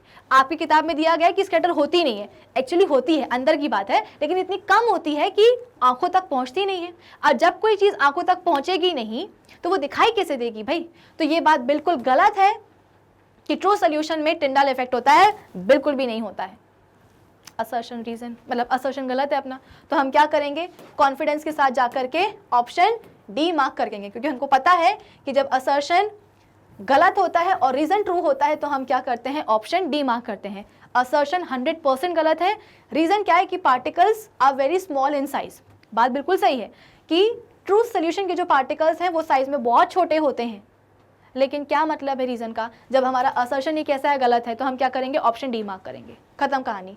चलिए आगे बढ़ते हैं कि colloidal solutions are stable and the colloidal particles do not settle down, यानी कि हमारे जो कोलॉइड्स हैं वो कैसे होते हैं, वो स्टेबल होते हैं। क्यों स्टेबल होते हैं, क्योंकि हमारे कोलॉइड्स के जो पार्टिकल्स हैं वो क्या होते हैं, वो सेटल डाउन नहीं होते हैं। भाई जैसे कि मैंने आपको उसका एग्जाम्पल दिया था, किसका, सैंड का और पानी का, कि हमने पानी में रेत घोलने की कोशिश करी है, लेकिन जैसे ही उस पूरे मिक्सचर को हम 5 मिनट के लिए 2 मिनट के लिए छोड़ेंगे, पूरी की पूरी जो रेत है वो क्या हो जाएगी, नीचे जाकर के सेटल डाउन हो जाएगी। लेकिन जब हम बात करते हैं किसकी, सपोज मिल्क की, हमारा खुद का जो ब्लड है वो भी क्या है, एक कोलॉइड ही है। तो जब आपके पास एक मिल्क आया है तो क्या मिल्क को अगर आप यूं ही छोड़ दोगे 5 मिनट के लिए, तो क्या ऐसा होता है कि पूरे के पूरे जो फैट मॉलिक्यूल्स हैं वो पानी से अलग हो जाते हैं, या हमारे ब्लड में जो डिफरेंट आरबीसीज हैं, डिफरेंट जो ब्लड सेल्स हैं, क्या अगर हम ब्लड को यूं ही छोड़ देते हैं तो क्या सभी के सभी ब्लड सेल्स प्लाज्मा से अलग हो जाते हैं, नहीं। हमारे कोलॉइड्स क्या होते हैं, डेफिनेटली स्टेबल होते हैं, कि कोलॉइड्स में आप बोल सकते हो कि जो भी पार्टिकल्स हैं वो अपने मीडियम में सस्पेंडेड रहते हैं। जैसे कि सोल्यूशन में हमारे पास सल्यूट और सॉल्वेंट होता है, वैसे ही हमारे पास कोलॉइडल सोल्यूशन में सॉल्यूट की जगह पे क्या होता है, सॉल्यूट की जगह पे होता है डिस्पर्स्ड फेज, और सॉल्वेंट की जगह पे क्या होता है, डिस्पर्जन मीडियम। आई बात समझ में? तो जैसे सोल्यूशन में होता है सल्यूट और सॉल्वेंट, वैसे ही कोलॉइड्स में क्या होता है, सल्यूट की जगह पे डिस्पर्स्ड फेज और सॉल्वेंट की जगह पे होता है डिस्पर्जन मीडियम। तो हुआ क्या कि हमारे जो कोलॉइड्स हैं उनकी जो पार्टिकल्स हैं, बेसिकली हमारे जो कोलॉइड्स हैं वो स्टेबल होते हैं। क्यों स्टेबल होते हैं? क्योंकि जो पार्टिकल्स हैं कोलॉइडल पार्टिकल्स वो सेटल डाउन नहीं होते हैं। क्यों नहीं होते सेटल डाउन? क्या अर्थ उनके ऊपर ग्रेविटी नहीं लगा रहा है? भाई जैसे कि मैंने आपको रेत और पानी का एग्जाम्पल दिया था, तो रेत के पार्टिकल्स के ऊपर ग्रेविटी लग रही थी, तो रेत के पार्टिकल्स नीचे जाके बैठ गए, सेटल हो गए। तो हमने बोला कि हमारे जो सस्पेंशन होते हैं वो स्टेबल नहीं होते हैं। लेकिन क्या हम ये बोलें कि कोलॉइड के जो पार्टिकल होते हैं उनके ऊपर ग्रेविटी नहीं लग रही है, कि ग्रेविटी लगती नहीं जिसके कारण जो पार्टिकल्स है वो नीचे सेटल होते ही नहीं है? ऐसा नहीं है, ग्रेविटी तो लगती है, लेकिन फिर क्यों नहीं कोलॉइड के पार्टिकल्स आप बोल सकते हो कि सेटल होते हैं नीचे? वो इसलिए क्योंकि होता क्या है कि डिस्पर्स्ड फेस में जितने भी पार्टिकल्स होते हैं कोलॉइड के, उनके ऊपर एक सेम चार्ज होता है, सपोज पॉजिटिव चार्ज होता है, और डिस्पर्शन मीडियम में हम बोल रहे हैं कि ऑपोजिट चार्ज होता है, सपोज नेगेटिव चार्ज होता है। तो होता क्या है, ध्यान से समझना, डिस्पर्स्ड फेस के जितने भी पार्टिकल्स हैं जिनको कि आप कोलॉइडल पार्टिकल्स बोल रहे हो, कोलॉइडल पार्टिकल्स बोल रहे हो, इन पार्टिकल्स के ऊपर एक चार्ज होता है, कॉमन चार्ज होता है, सपोज पॉजिटिव चार्ज है। वहीं जो डिस्पर्जन मीडियम है इसके ऊपर ऑपोजिट चार्ज है, नेगेटिव चार्ज है। तो हमेशा क्या होता है, एक खुद ही बात बताओ, क्लास 8 में आपने पढ़ा होगा कि जो लाइक चार्जेस है वो क्या करते हैं, रिपल करते हैं, और ऑपोजिट चार्जेस क्या करते हैं, अट्रैक्ट करते हैं। तो जब मैं बोल रही हूँ कि कोलॉइड्स के पार्टिकल्स के बीच में या कोलॉइड्स के पार्टिकल्स के ऊपर क्या होते हैं, चार्जेस होते हैं, वो भी कैसे, सेम चार्जेस। फॉर एग्जांपल अगर मैं एक पार्टिकल हूँ कोलॉइड का, तो मेरे ऊपर एक पॉजिटिव चार्ज है, और मेरे पड़ोसी के पास भी क्या होगा, पॉजिटिव चार्ज होगा, मेरे इस वाले पड़ोसी के पास भी पॉजिटिव चार्ज होगा। तो हम क्या करेंगे, हम तीनों ही एक दूसरे से दूर भागेंगे, हमें मतलब नहीं होगा। क्यों? क्योंकि हमारे ऊपर एक कॉमन चार्ज है, एक सेम चार्ज है, इसके ऊपर भी पॉजिटिव, इसके ऊपर भी पॉजिटिव, मेरे ऊपर भी पॉजिटिव। तो क्या होगा, हम तीनों एक दूसरे से दूर दूर भागेंगे। और ना सिर्फ हम तीनों, जितने भी पार्टिकल्स होंगे डिस्पर्स्ड फेस के, वो सभी के सभी पार्टिकल्स क्या करेंगे, एक दूसरे से दूर दूर भागेंगे। और ये जो दूर दूर भागने वाला जो रैंडम मूवमेंट होता है पार्टिकल्स का, इसी को हम क्या बोलते हैं, ब्राउनियन मूवमेंट बोलते हैं। कि पार्टिकल्स क्या कर रहे हैं, यहाँ वहाँ यहाँ वहाँ यहाँ वहाँ तेजी से भाग रहे हैं, एक दूसरे से दूर भाग रहे हैं। कभी वो आपस में टकरा भी जाएंगे, हो भी जाता है, ऐसा हो भी जाता है। लेकिन जो रैंडमली यहाँ वहाँ भागने का जो मूवमेंट है पार्टिकल्स का, उसे हम क्या बोलते हैं, ब्राउनियन मूवमेंट बोलते हैं। तो कोलॉइड्स के जो कोलॉइडल पार्टिकल्स होते हैं वो क्या करते हैं, ब्राउनियन मूवमेंट शो करते हैं। और ये ब्राउनियन मूवमेंट हम बोल सकते हैं कि अर्थ की ग्रेविटी के ऊपर भारी पड़ जाता है। तो ऐसा नहीं है कि ग्रेविटी खींच नहीं रही है पार्टिकल्स को, खींच रही नीचे की तरफ, लेकिन फिर भी पार्टिकल्स क्यों नहीं हो रहे हैं सेटल, क्योंकि पार्टिकल्स क्या कर रहे हैं, यहाँ वहाँ यहाँ वहाँ यहाँ वहाँ मूव कर रहे हैं, ब्राउनियन मूवमेंट शो कर रहे हैं, आपस में तो दूर भाग रहे हैं। प्लस जैसे कि मैंने आपको बताया कि जिस मीडियम में वो है पार्टिकल्स, डिस्पर्जन मीडियम में हम बोल रहे हैं कि ऑपोजिट चार्ज होता है। तो हमेशा जो पार्टिकल्स होंगे ना, वो ऑपोजिटली चार्ज्ड मीडियम की तरफ अट्रैक्टेड रहेंगे। कोलॉइडल पार्टिकल्स एक दूसरे से दूर दूर भागेंगे, लेकिन डिस्पर्जन मीडियम की तरफ वो हमेशा अट्रैक्टेड रहेंगे, वो हमेशा ही मीडियम में क्या रहेंगे, सस्पेंडेड रहने की कोशिश करेंगे। क्यों? क्योंकि मीडियम के पास उल्टा चार्ज है और उनके ऊपर पॉजिटिव चार्ज है। तो ऑपोजिट चार्जेस क्या करते हैं, अट्रैक्ट करते हैं। तो हमेशा जो पार्टिकल्स होंगे वो डिस्पर्जन मीडियम की तरफ अट्रैक्टेड रहेंगे, वो कभी उससे दूर जाकर के सेटल डाउन होना चाहेंगे ही नहीं। इसका मतलब क्या कि डेफिनेटली हमारे जो कोलॉइड्स हैं वो कैसे होते हैं, स्टेबल होते हैं। क्यों? क्योंकि जो पार्टिकल्स हैं वो नीचे जाकर के सेटल नहीं होते। क्यों नहीं होते हैं? क्योंकि पार्टिकल्स जो है वो क्या करते हैं, ब्राउनियन मूवमेंट शो करते हैं, जो कि ग्रेविटी के ऊपर भारी पड़ जाता है। असर्शन समझ में आया, रीजन आया समझ में। अब जरा सवाल में देख लो कि रीजन क्या दिया है, कि Brownian movement counters the force of gravity acting on the colloidal particles. बिल्कुल सही बात है कि जो ब्राउनियन मूवमेंट होता है पार्टिकल्स का, वो क्या कर रहा है, फोर्स ऑफ ग्रेविटी को काउंटर अटैक कर रहा है, जिसके कारण जो पार्टिकल्स है वो हमेशा सस्पेंडेड रहेंगे मीडियम में, वो कभी सेटल नहीं होंगे। इसका मतलब क्या कि हमारे जो कोलॉइड्स हैं वो कैसे होते हैं, दे आर स्टेबल। असर्शन सही है, रीजन भी सही है। इसका मतलब क्या, हम यहाँ पे चूज करेंगे ऑप्शन ए। आगे बढ़ते हैं कि burning of a candle is an example of both physical and chemical change. दो टाइप के चेंजेस आप पढ़ते हो इस चैप्टर में, एक फिजिकल और दूसरे केमिकल। फिजिकल चेंजेस हम बोलते हैं कि इरिवर्सिबल होते हैं, आप उनको जो है ना, सॉरी, फिजिकल चेंजेस हम बोलते हैं कि वो रिवर्सिबल होते हैं, आप उनको उलट कर सकते हो, उनको आप पलटा सकते हो। लेकिन हमारे जो केमिकल चेंजेस हैं वो रिवर्सिबल नहीं होते हैं, वो इरिवर्सिबल होते हैं। एक बार जो हो गए सो हो गए। तो यहाँ पे हम बोल रहे हैं कि जो हमारी कैंडल जलती है ना, जो बर्निंग ऑफ कैंडल है, वो क्या है, एक फिजिकल और केमिकल चेंज दोनों का ही एग्जाम्पल है। कैसे देखते हैं। रीजन बोल रहा है कि जब कैंडल जलती है तो जो मोम है उसकी वो पिघलती है। बात तो सही है, जब कैंडल जलेगी तो कैंडल की जो वैक्स है, जो मोम है, वो पिघलेगी। तो पिघलना क्या हुआ, पिघलना तो हम बोल रहे हैं कि जो मोम है वो अपने सॉलिड से लिक्विड स्टेट में आ रही है। तो इसका उल्टा भी तो पॉसिबल है कि अगर हमारे पास एक पिघली हुई मोम है, उसको हम दोबारा से क्या कर सकते हैं, जमा सकते हैं। तो ये क्या हुआ, एक रिवर्सिबल चेंज हुआ कि अगर मोम सॉलिड से अपने लिक्विड स्टेट में आ रही है पिघल करके, तो हम पिघली हुई मोम को दोबारा से सॉलिडिफाई भी कर सकते हैं। तो ये एक रिवर्सिबल चेंज हुआ। मतलब क्या कि यहाँ पे एक फिजिकल चेंज आपको देखने को मिला। कब, जब आप कैंडल को जलाते हो। बर्निंग ऑफ कैंडल से क्या हो रहा है, जो वैक्स है वो पिघल रही है, यानी कि उसका जो फिजिकल स्टेट है वो चेंज हो रहा है। कहाँ से कहाँ, सॉलिड टू लिक्विड। इसका मतलब क्या कि यहाँ पे आपको एक फिजिकल चेंज तो दिखाई दे गया। ठीक है, अब हम बात करते हैं केमिकल चेंज की, कि देन जो पिघली हुई वैक्स है, वो वैक्स क्या करती है, जो बत्ती होती है ना मोमबत्ती की, उस बत्ती के ऊपर चढ़ जाती है और वहां पे जाकर के उसका क्या होता है, कंबशन होता है। यानी कि वो जो एटमॉस्फेरिक ऑक्सीजन है उसके साथ में वो कंबाइन होती है। कौन, पिघली हुई वैक्स। और कंबाइन होने के बाद में क्या बनाती है, कार्बन डाइऑक्साइड, हीट और लाइट। क्या ये बात सही है, बिल्कुल सही है। क्लास 8 का कंसेप्ट है ये, कि जब मोमबत्ती जलती है तो वैक्स पिघलती है। अब ये पिघली हुई वैक्स कैपिलरी एक्शन से जो बत्ती है मोमबत्ती की उसमें चढ़ जाती है और ऊपर चढ़ने के बाद में O2 के साथ में कंबाइन होती है, उसका कंबशन होता है। कंबशन से कार्बन डाइऑक्साइड, हीट और लाइट प्रोड्यूस होती है।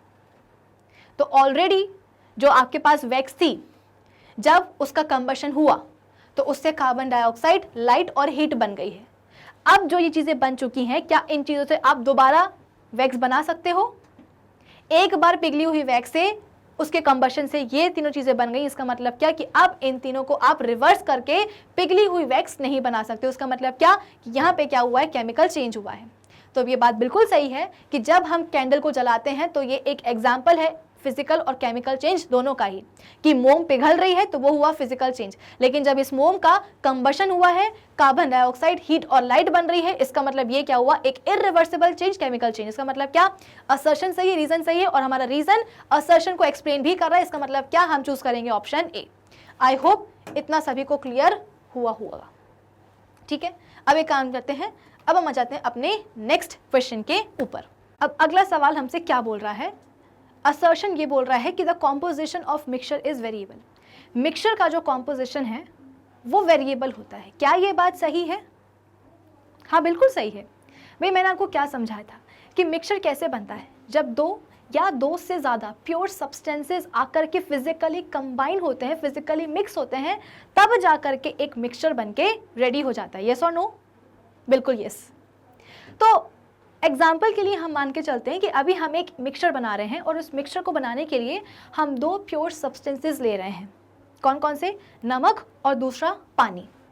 तो नमक भी एक प्योर सब्सटेंस है, पानी भी क्या है, एक प्योर सब्सटेंस है। दोनों ही प्योर सब्सटेंसेस को हम क्या कर रहे हैं, फिजिकली मिक्स कर रहे हैं, जिसके कारण नमक का पानी बन गया है, यानी कि एक मिक्सचर बन चुका है। अब इस मिक्सचर को बनाने के लिए जो दो आपने प्योर सब्सटेंसेस लिए हैं, आप उनको किसी भी क्वांटिटी में ले सकते हो। अगर आप पानी ले रहे हो तो पानी आप 10 ml भी ले सकते हो, 50 ml भी ले सकते हो, 100 ml भी ले सकते हो, 150 ml भी ले सकते हो। अगर आप नमक ले रहे हो तो नमक को भी आप किसी भी क्वांटिटी में ले सकते हो।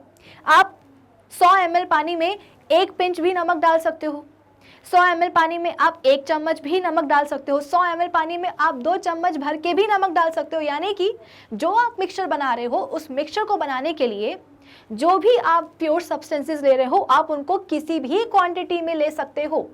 अल्टीमेटली जो बनेगा वो क्या होगा, एक मिक्सचर होगा। भाई कंपाउंड की ये प्रॉपर्टी होती है कि कंपाउंड को बनाने वाले जो एलिमेंट्स हैं वो हमेशा अपने मासेस के एक फिक्स्ड रेशियो या प्रपोर्शन में ही आकर के कंबाइन होते हैं और एक कंपाउंड बनाते हैं।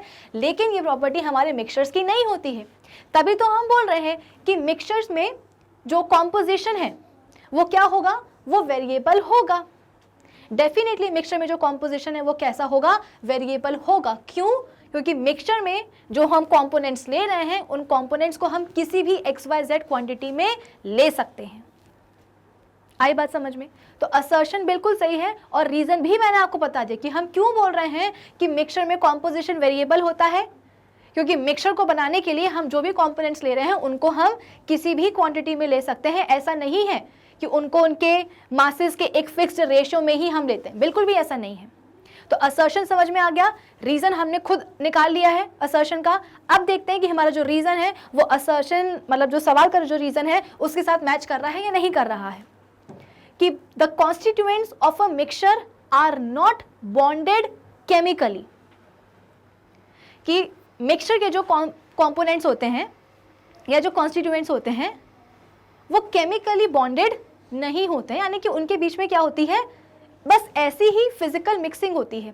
अब जब ऐसी ही फिजिकल मिक्सिंग होनी है तो आप मिक्सचर के कॉन्स्टिट्यूएंट्स का XYZ कोई भी अमाउंट ले सकते हो। जैसे कि मैंने आपको बताया कि आप 100 ml पानी में 1 पिंच नमक, 1 चम्मच नमक, 2 चम्मच नमक, 3 चम्मच नमक, कितना भी नमक डाल सकते हो। क्यों? अल्टीमेटली आपके पास नमक और पानी का मिक्सचर ही आने वाला है। अगर आप 100 ml पानी में 1 पिंच भी नमक डालोगे ना तो आपके पास मिक्सचर ही आएगा। 100 ml पानी में अगर आपने 3 चम्मच नमक डाल दिए तो भी आपके पास नमक और पानी का मिक्सचर ही आएगा। बनना तो वो अल्टीमेटली क्या है, एक मिक्सचर ही है।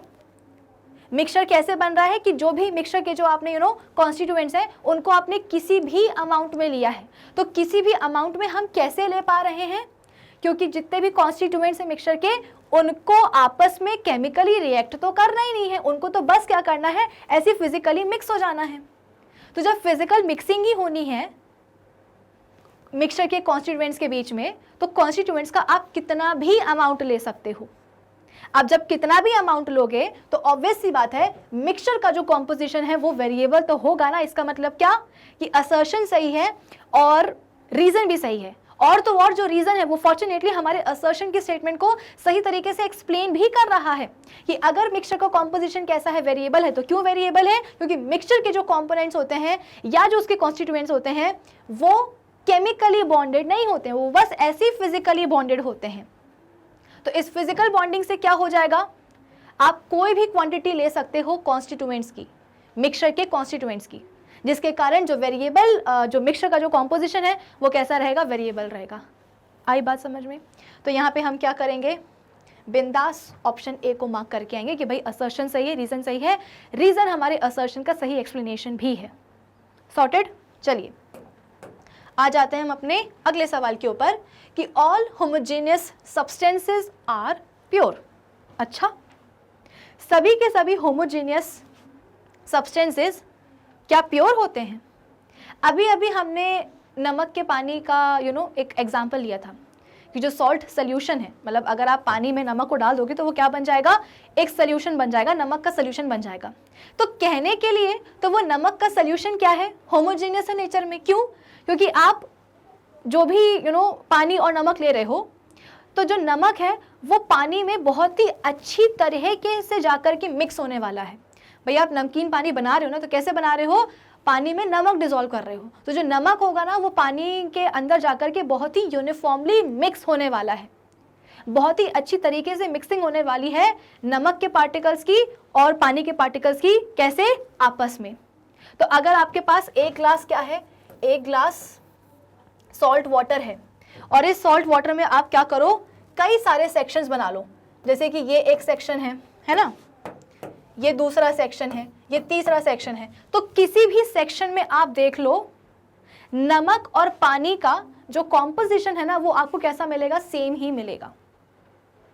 आई बात समझ में? यानी कि आप किसी भी लेयर से पानी को पी करके देख लो, पानी आपको इक्वल अमाउंट में नमकीन ही मिलेगा। ऐसा नहीं होगा कि ऊपर ऊपर नमक ज़्यादा है तो ऊपर का पानी ज़्यादा नमकीन है, नीचे नीचे नमक कम है तो नीचे का जो पानी है वो कम नमकीन है, ऐसा नहीं होगा। हमने नमक को पानी में बहुत ही अच्छी तरीके से जो है ना मिक्स किया है। तो यहाँ पे आप बोल सकते हो कि यूनिफॉर्म मिक्सिंग हुई है दोनों ही कंपोनेंट्स की, जिसके कारण जो सोल्यूशन है वो क्या बन चुका है, होमोजेनियस बन चुका है। एक यूनिफॉर्मिटी दिखाई दे रही है आपको कहाँ, इस सोल्यूशन में। तो कहने को तो ये कैसा सोल्यूशन है, होमोजेनियस सोल्यूशन है।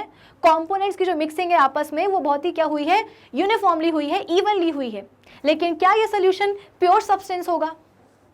नहीं, बिल्कुल भी नहीं होगा। इसका मतलब क्या कि हमारा जो असर्शन है वो क्या है, वो गलत है, कि सभी होमोजेनियस सब्सटेंसेस प्योर नहीं होते हैं। नमक का सोल्यूशन, शुगर का सोल्यूशन, ये सब कैसे सोल्यूशंस हैं, होमोजीनियस ही हैं, लेकिन क्या फिर भी ये प्योर सब्सटेंसेस हैं, बिल्कुल भी नहीं, ये मिक्सचर्स की ही कैटेगरी में आएंगे, यानी कि ये इम्प्योर सब्सटेंसेस ही होंगे, although they are homogeneous in nature, लेकिन कोई फायदा नहीं होने वाला है इनके होमोजेनियस होने का, ये कहलाएंगे तो क्या, इम्प्योर सब्सटेंसेस, यानी कि मिक्सचर्स ही, खत्म कहानी, यानी कि अपना जो असर्शन है वो क्या है, गलत है। तो हमको पता है कि जब हमारा असर्शन गलत होता है और रीज़न ट्रू होता है तो हम क्या करते हैं, ऑप्शन डी चूज़ करते हैं, लेकिन ऑप्शन डी को चूज़ करने के लिए सबसे पहले हम रीज़न को देखेंगे कि क्या हमारा रीज़न सही है भी कि नहीं। रीज़न क्या बोल रहे हैं कि alloys are examples of homogeneous mixtures of solids. Alloys की अगर हम बात करें तो एक बढ़िया अलॉय जो कि हम सब यूज़ करते हैं और बहुत ही ज़्यादा यूज़ करते हैं वो क्या है, स्टील। आपके पास सपोज क्या है, ये एक स्टील की रॉड है, ये स्टील किससे बनता है, तो 98% इसमें लोहा होता है, आयरन होता है, 1.5% के करीब इसमें जो है ना कार्बन होता है, और बाकी कुछ और मेटल्स भी होते हैं। तो अलॉयज बेसिकली क्या होता है, अगर मैं बात करूं किसकी, अलॉयज की, तो अलॉयज क्या होते हैं, बेसिकली होमोजेनियस मिक्सचर्स होते हैं, दो मेटल्स के या दो नॉन मेटल्स के, कुछ इस तरीके से, है ना। तो आपके पास क्या है, एक बेहतरीन एग्जाम्पल है अलॉय का, क्या, स्टील। इस स्टील में क्या है, 98% आयरन है, 1.5% कार्बन है, इसके अलावा कुछ और दूसरे मेटल्स भी हैं, कुछ और दूसरे एलिमेंट्स भी हैं। अब आपके पास ये क्या है, एक स्टील की रॉड है। अब इस स्टील की रॉड में मैं आपसे पूछूं कि जरा मुझे ये बताओ लोहा कहाँ है और कार्बन कहाँ है। भाई मैंने आपको बताया कि स्टील में 98% क्या होता है, लोहा होता है, आयरन होता है, और 1.5% कार्बन होता है। और मैं आपसे बोल रही हूँ कि देखो मेरे पास ये क्या है, एक स्टील की रॉड है, जल्दी से मुझे बताओ कि इसमें लोहा कहाँ है। 98% आयरन होता है स्टील में, तो आप इस स्टील की रॉड में आसानी से देख के बता सकते हो कि लोहा कहाँ होगा, आयरन कहाँ होगा और कार्बन कहाँ होगा। क्या बता पाओगे? नहीं। क्यों? क्योंकि जो मिक्सिंग हो रही है ना मेटल्स की, मतलब लोहे की और कार्बन की, वो मिक्सिंग कैसी हुई है, बहुत ही यूनिफॉर्म हुई है। इस पूरी स्टील की रॉड में आयरन और कार्बन बहुत ही इवनली, बहुत ही आप बोल सकते हो कि यूनिफॉर्मली मिक्स्ड है, इतने अच्छी तरीके से मिक्स्ड है कि आप इस स्टील की रॉड को देख करके नहीं बता पाओगे कि कार्बन कहाँ है और आयरन कहाँ है। ऐसा नहीं होगा कि कार्बन जो है ना सिर्फ यहाँ पे जमा रहेगा और पूरा क्या होगा, बाकी का आयरन होगा, नहीं। आयरन और कार्बन की बहुत ही यहाँ पे बढ़िया मिक्सिंग होने वाली है, थोरोली मिक्स्ड होने वाले हैं यहाँ पे आयरन और कार्बन आपस में, जिसके कारण ये जो आपके पास स्टील की रॉड आई है ना, ये स्टील की रॉड क्या हो जाएगी, होमोजेनियस हो जाएगी। क्यों? क्योंकि यहाँ पे जो मिक्सचर के जो कंपोनेंट्स हैं वो कैसे हैं, एकदम बेहतरीन तरीके से, यूनिफॉर्म तरीके से मिक्स्ड हैं। तो कहने को हमारे जो अलॉयज होते हैं, बहुत सारे अलॉयज होते हैं, एक स्टील हो गया, ब्रास हो गया जो कि कॉपर और जिंक से बनता है, ब्रोंज हो गया, है ना, ऐसे तो कई सारे अलॉयज होते हैं जो कि कॉम्बिनेशन से बनते हैं, दो मेटल्स के या नॉन मेटल्स के, कुछ ऐसा। तो अलॉयज क्या है, बेस्ट एग्जाम्पल्स हैं किसके, होमोजेनियस मिक्सचर ऑफ सॉलिड्स। लेकिन क्या वो प्योर सब्सटेंस की कैटेगरी में आएंगे? नहीं, ऑब्वियस सी बात है, नहीं। तो ऑब्वियस सी बात है, जो हमारा रीजन है वो बिल्कुल सही है, ट्रू स्टेटमेंट है, लेकिन आप बोल सकते हो कि जो हमारा जो असर्शन है वो गलत है। तो हम क्या करेंगे, बिंदास ऑप्शन डी को टिक करके आएंगे। आई बात समझ? चलिए आगे बढ़ते हैं कि on bringing magnet near iron sulphide the iron gets attracted towards it. अच्छा, हमारे पास क्या है, आयरन सल्फाइड है, हमारे पास आयरन सल्फाइड है, FeS, आयरन सल्फाइड। ये क्या है, ये है एक कंपाउंड। हम सबको पता है कि जो मैग्नेट है वो क्या करता है, लोहा और लोहे से बनी हुई जो चीज़ें हैं उनको अपनी तरफ अट्रैक्ट करता है। तो अगर आप आयरन सल्फाइड कंपाउंड के पास एक मैग्नेट लेकर के जाओगे तो आपको क्या लगता है, इस कंपाउंड में, भाई ये क्या है, ये एक कंपाउंड है, इस कंपाउंड में आयरन भी है और सल्फर भी है। तो इस कंपाउंड के पास अगर आप मैग्नेट लेकर के जाओगे तो क्या इस कंपाउंड में से पूरा का पूरा जो आयरन है वो मैग्नेट के ऊपर जाकर के चिपक जाएगा? ऐसा होगा? नहीं। अगर आप सिंपल आयरन फिलिंग्स लेते और सल्फर पाउडर लेते और दोनों को आप क्या करते, बस यूं ही क्या करते, मिक्स कर देते, उनकी खिचड़ी बना देते, मिक्सचर बना देते, तो इस मिक्सचर के पास जब आप एक मैग्नेट लेकर के जाते तो पूरे के पूरे मैग्नेट में आयरन चिपक जाती, आयरन जो फिलिंग्स हैं वो चिपक जाती और सल्फर का जो पाउडर है वो पीछे छूट जाता। तो इसके हेल्प से, मतलब ऐसा करने से क्या होता कि आपने एक फिजिकल मेथड से, आपने मैग्नेट की मदद से आयरन और सल्फर को आपस में अलग अलग कर दिया। लेकिन ये अलग अलग करना कैसे पॉसिबल हुआ? जब वो मिक्सचर है, जब आयरन फिलिंग्स ने और सल्फर पाउडर ने क्या बनाया, आपस में एक मिक्सचर बनाया है, तब जाकर के सेपरेशन जो है ना वो पॉसिबल हुआ है। लेकिन जब हम आयरन फिलिंग्स और सल्फर पाउडर के मिक्सचर को हीट कर देते हैं, यानी कि उनके बीच में हम क्या करते हैं, केमिकल रिएक्शन करवा देते हैं, आयरन और सल्फर के बीच में बॉन्ड्स बन जाते हैं। इन बॉन्ड्स के बनने के कारण हमारे पास कंपाउंड आ जाता है आयरन सल्फाइड। और इस आयरन सल्फाइड कंपाउंड के पास आप कितना भी मैग्नेट लेकर के जाओगे, आयरन अट्रैक्ट नहीं होगा। क्यों? क्योंकि कंपाउंड की जो प्रॉपर्टीज हैं वो कैसी होती हैं, अलग होती हैं। किससे अलग होती हैं? तो उन कॉन्स्टिट्यूएंट एलिमेंट्स से जिन्होंने उसको बनाया है। कहने को तो आयरन जाकर के मैग्नेट से अट्रैक्ट हो सकता है, उससे चिपक सकता है, लेकिन जब ये आयरन क्या हो जाएगा, एक कंपाउंड का हिस्सा, मतलब एक कंपाउंड का पार्ट बन जाएगा, तब आयरन अपनी प्रॉपर्टी ये शो नहीं करेगा। आई बात समझ में? तो कंपाउंड की जो प्रॉपर्टीज हैं वो उनके कॉन्स्टिट्यूएंट एलिमेंट्स की प्रॉपर्टीज से अलग हो जाती है। फॉर एग्जांपल, सिंपल जो आयरन है, जब उसके ऊपर आप H2SO4 डालोगे तो हाइड्रोजन गैस रिलीज होती है। लेकिन जब आप आयरन सल्फाइड कंपाउंड के ऊपर H2SO4 डालोगे तो इस बार हाइड्रोजन गैस नहीं, इस बार बदबूदार H2S गैस रिलीज होने वाली। तो कहने को तो क्या है, इस कंपाउंड में भी आयरन है, तो अगर इस पे हम H2SO4 डालते, एसिड डालते, तो हाइड्रोजन गैस को रिलीज होना चाहिए था। लेकिन नहीं हुई। कौन सी गैस रिलीज? H2S। क्यों? क्योंकि माना कि इसमें आयरन है, लेकिन अब ये आयरन एक कंपाउंड का हिस्सा है और कंपाउंड की प्रॉपर्टी इंडिविजुअल एलिमेंट्स की प्रॉपर्टी से अलग होती है। किस्सा खत्म। तो अपना जो असर्शन है वही क्या है, गलत है कि अगर हम एक मैग्नेट को लेकर के आएंगे आयरन सल्फाइड के पास तो आयरन अट्रैक्ट हो जाएगा क्या उसकी तरफ? बिल्कुल नहीं होगा। तो ये गलत है। रीजन क्या बोल रहा है कि iron and sulphur are chemically bonded in FeS। बात तो सही है, आयरन सल्फाइड कंपाउंड में आयरन और सल्फर केमिकली बॉन्डेड होते हैं, तो रीजन अपना सही है, लेकिन असर्शन क्या है, गलत है। इसका मतलब हम क्या करेंगे, ऑप्शन डी चूज करेंगे। आई बात समझ? चलिए नेक्स्ट क्या है, in the iron sulphur mixture iron retains its properties. Iron और सल्फर का जो मिक्सचर है, कंपाउंड नहीं, जब आयरन और सल्फर का मिक्सचर बनेगा तो उस मिक्सचर में जो आयरन है वो अपनी प्रॉपर्टीज को रिटेन करेगा। क्या ये बात सही है? हाँ बिल्कुल सही है। रीजन क्या बोल रहा है कि in a mixture the constituents do not react chemically. बात भी बिल्कुल सही है। अगर हम बोल रहे हैं कि किसी मिक्सचर में आयरन है और सल्फर है, मतलब कि हमारे पास आयरन और सल्फर का मिक्सचर है, तो उस मिक्सचर में जो आयरन है वो अपनी प्रॉपर्टीज क्या करेगा, रिटेन करेगा। क्यों करेगा? क्योंकि जब मिक्सचर बनता है ना तो उस मिक्सचर में जो कंपोनेंट्स है, जो कॉन्स्टिट्यूएंट्स हैं, वो आपस में केमिकली बॉन्डेड नहीं होते हैं, वो बस क्या होते हैं, फिजिकली मिक्स्ड होते हैं। फॉर एग्जाम्पल, अगर हमने आयरन और सल्फर के मिक्सचर में, कंपाउंड नहीं, आयरन और सल्फर के मिक्सचर में हमने क्या करा है, कार्बन डाइसल्फाइड डाला है, तो ये कार्बन डाइसल्फाइड पूरा का पूरा जो सल्फर होगा उस मिक्सचर में, उसको वो डिसॉल्व कर लेगा अपने पास, अपने अंदर, और पीछे कौन छूट जाएगा, आयरन छूट जाएगा। आई बात समझ में? तो ये बात बिल्कुल सही है कि मिक्सचर में, आयरन और सल्फर के मिक्सचर में जो आयरन है वो अपनी प्रॉपर्टीज रिटेन करेगा। क्यों? क्योंकि मिक्सचर में आयरन और सल्फर केमिकली बॉन्डेड नहीं होते हैं, वो सिर्फ फिजिकली मिक्स्ड होते हैं। तो मिक्सचर में जो कंपोनेंट्स होते हैं, इंडिविजुअल कंपोनेंट्स, कंस्टिट्यूएंट्स, वो अपनी प्रॉपर्टीज रिटेन करते हैं। असर्शन सही है, रीजन सही है। रीजन हमारे असर्शन का सही एक्सप्लेनेशन भी है, यानी कि हम क्या करेंगे, ऑप्शन ए को चूज करेंगे। अब तो आपको आ रहा होगा ना असर्शन रीजन टाइप क्वेश्चंस को सॉल्व करना।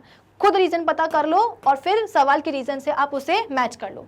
फिर क्या है next, the scattering of light is excessive in the case of suspension. Suspension में लाइट की जो स्कैटरिंग है वो कैसी होती है, एक्सेसिव होती है। बात सही है क्या? बिल्कुल होती है। भाई देखो ऐसा है, लाइट की जो स्कैटरिंग है वो आप बोल सकते हो कि किस चीज़ पर डिपेंड करती है। अल्टीमेटली अगर कोई लाइट आकर के बिखर रही है, स्कैटर हो रही है, तो वो क्यों बिखर रही है, क्यों स्कैटर हो रही है? क्योंकि वो लाइट एक पार्टिकल से टकराती है। जब तक कोई लाइट पार्टिकल से नहीं टकराएगी तब तक वो बिखरेगी नहीं, तब तक वो स्कैटर नहीं होगी। तो लाइट की जो स्कैटरिंग है वो किस पे डिपेंडेंट होती है, पार्टिकल पे डिपेंडेंट होती है। To be more specific, particle की साइज पे डिपेंडेंट होती है। हम क्यों बोल रहे थे कि ट्रू सोल्यूशन में जो है ना टिंडाल इफेक्ट देखने को नहीं मिलता, क्योंकि ट्रू सोल्यूशन के जो पार्टिकल्स हैं वो बहुत ही छोटे होते हैं। तो अगर उनसे लाइट आकर के टकराएगी भी तो टकराने के बाद बहुत ही कम बिखरेगी, इतनी कम बिखरेगी कि वो बिखरी हुई लाइट हमारी आंखों तक पड़ेगी नहीं, जिसके कारण ट्रू सोल्यूशन में हमें लाइट का जो पाथ है वो विजिबल होगा ही नहीं। लेकिन जब हम बात करते हैं कि इसकी कोलॉइड्स की, तो उसके जो पार्टिकल्स हैं वो इतने बिग इनफ हैं कि जब उनसे लाइट आकर के टकराती है तो टकराने के बाद में सिग्निफिकेंट अमाउंट में स्कैटरिंग होती है, और यही स्कैटर्ड लाइट, बिखरी हुई लाइट हमारी आंखों तक पड़ती है, तो हमें लाइट का जो पाथ है वो पूरे सोल्यूशन में, कोलॉइडल सोल्यूशन में हमें दिखाई देता है।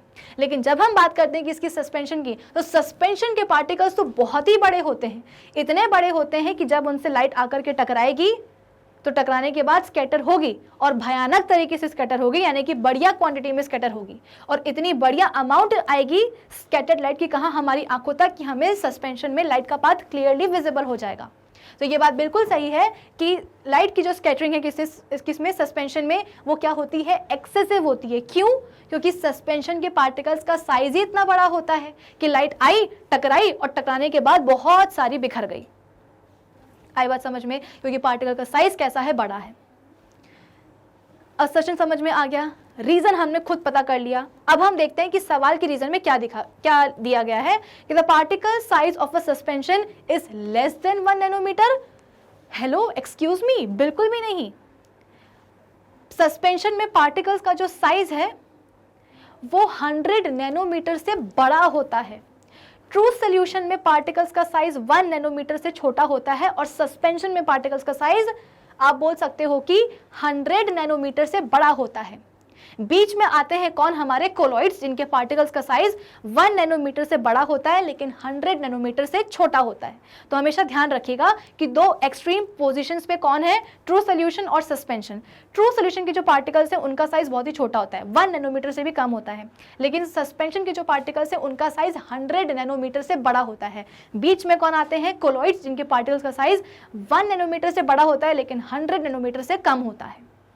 इसका मतलब क्या कि हमारा रीजन बिल्कुल गलत है, एक फॉल्स स्टेटमेंट है कि सस्पेंशन के पार्टिकल का जो साइज है वो 1 नैनोमीटर से कम होता है। अरे नहीं भैया, 100 नैनोमीटर से भी बड़ा होता है, तभी तो स्कैटरिंग कैसी हो रही है, एक्सेसिव अमाउंट में हो रही है। इसका मतलब क्या, असर्शन सही है, रीजन गलत है, इसका मतलब हम ऑप्शन सी को चूज करेंगे।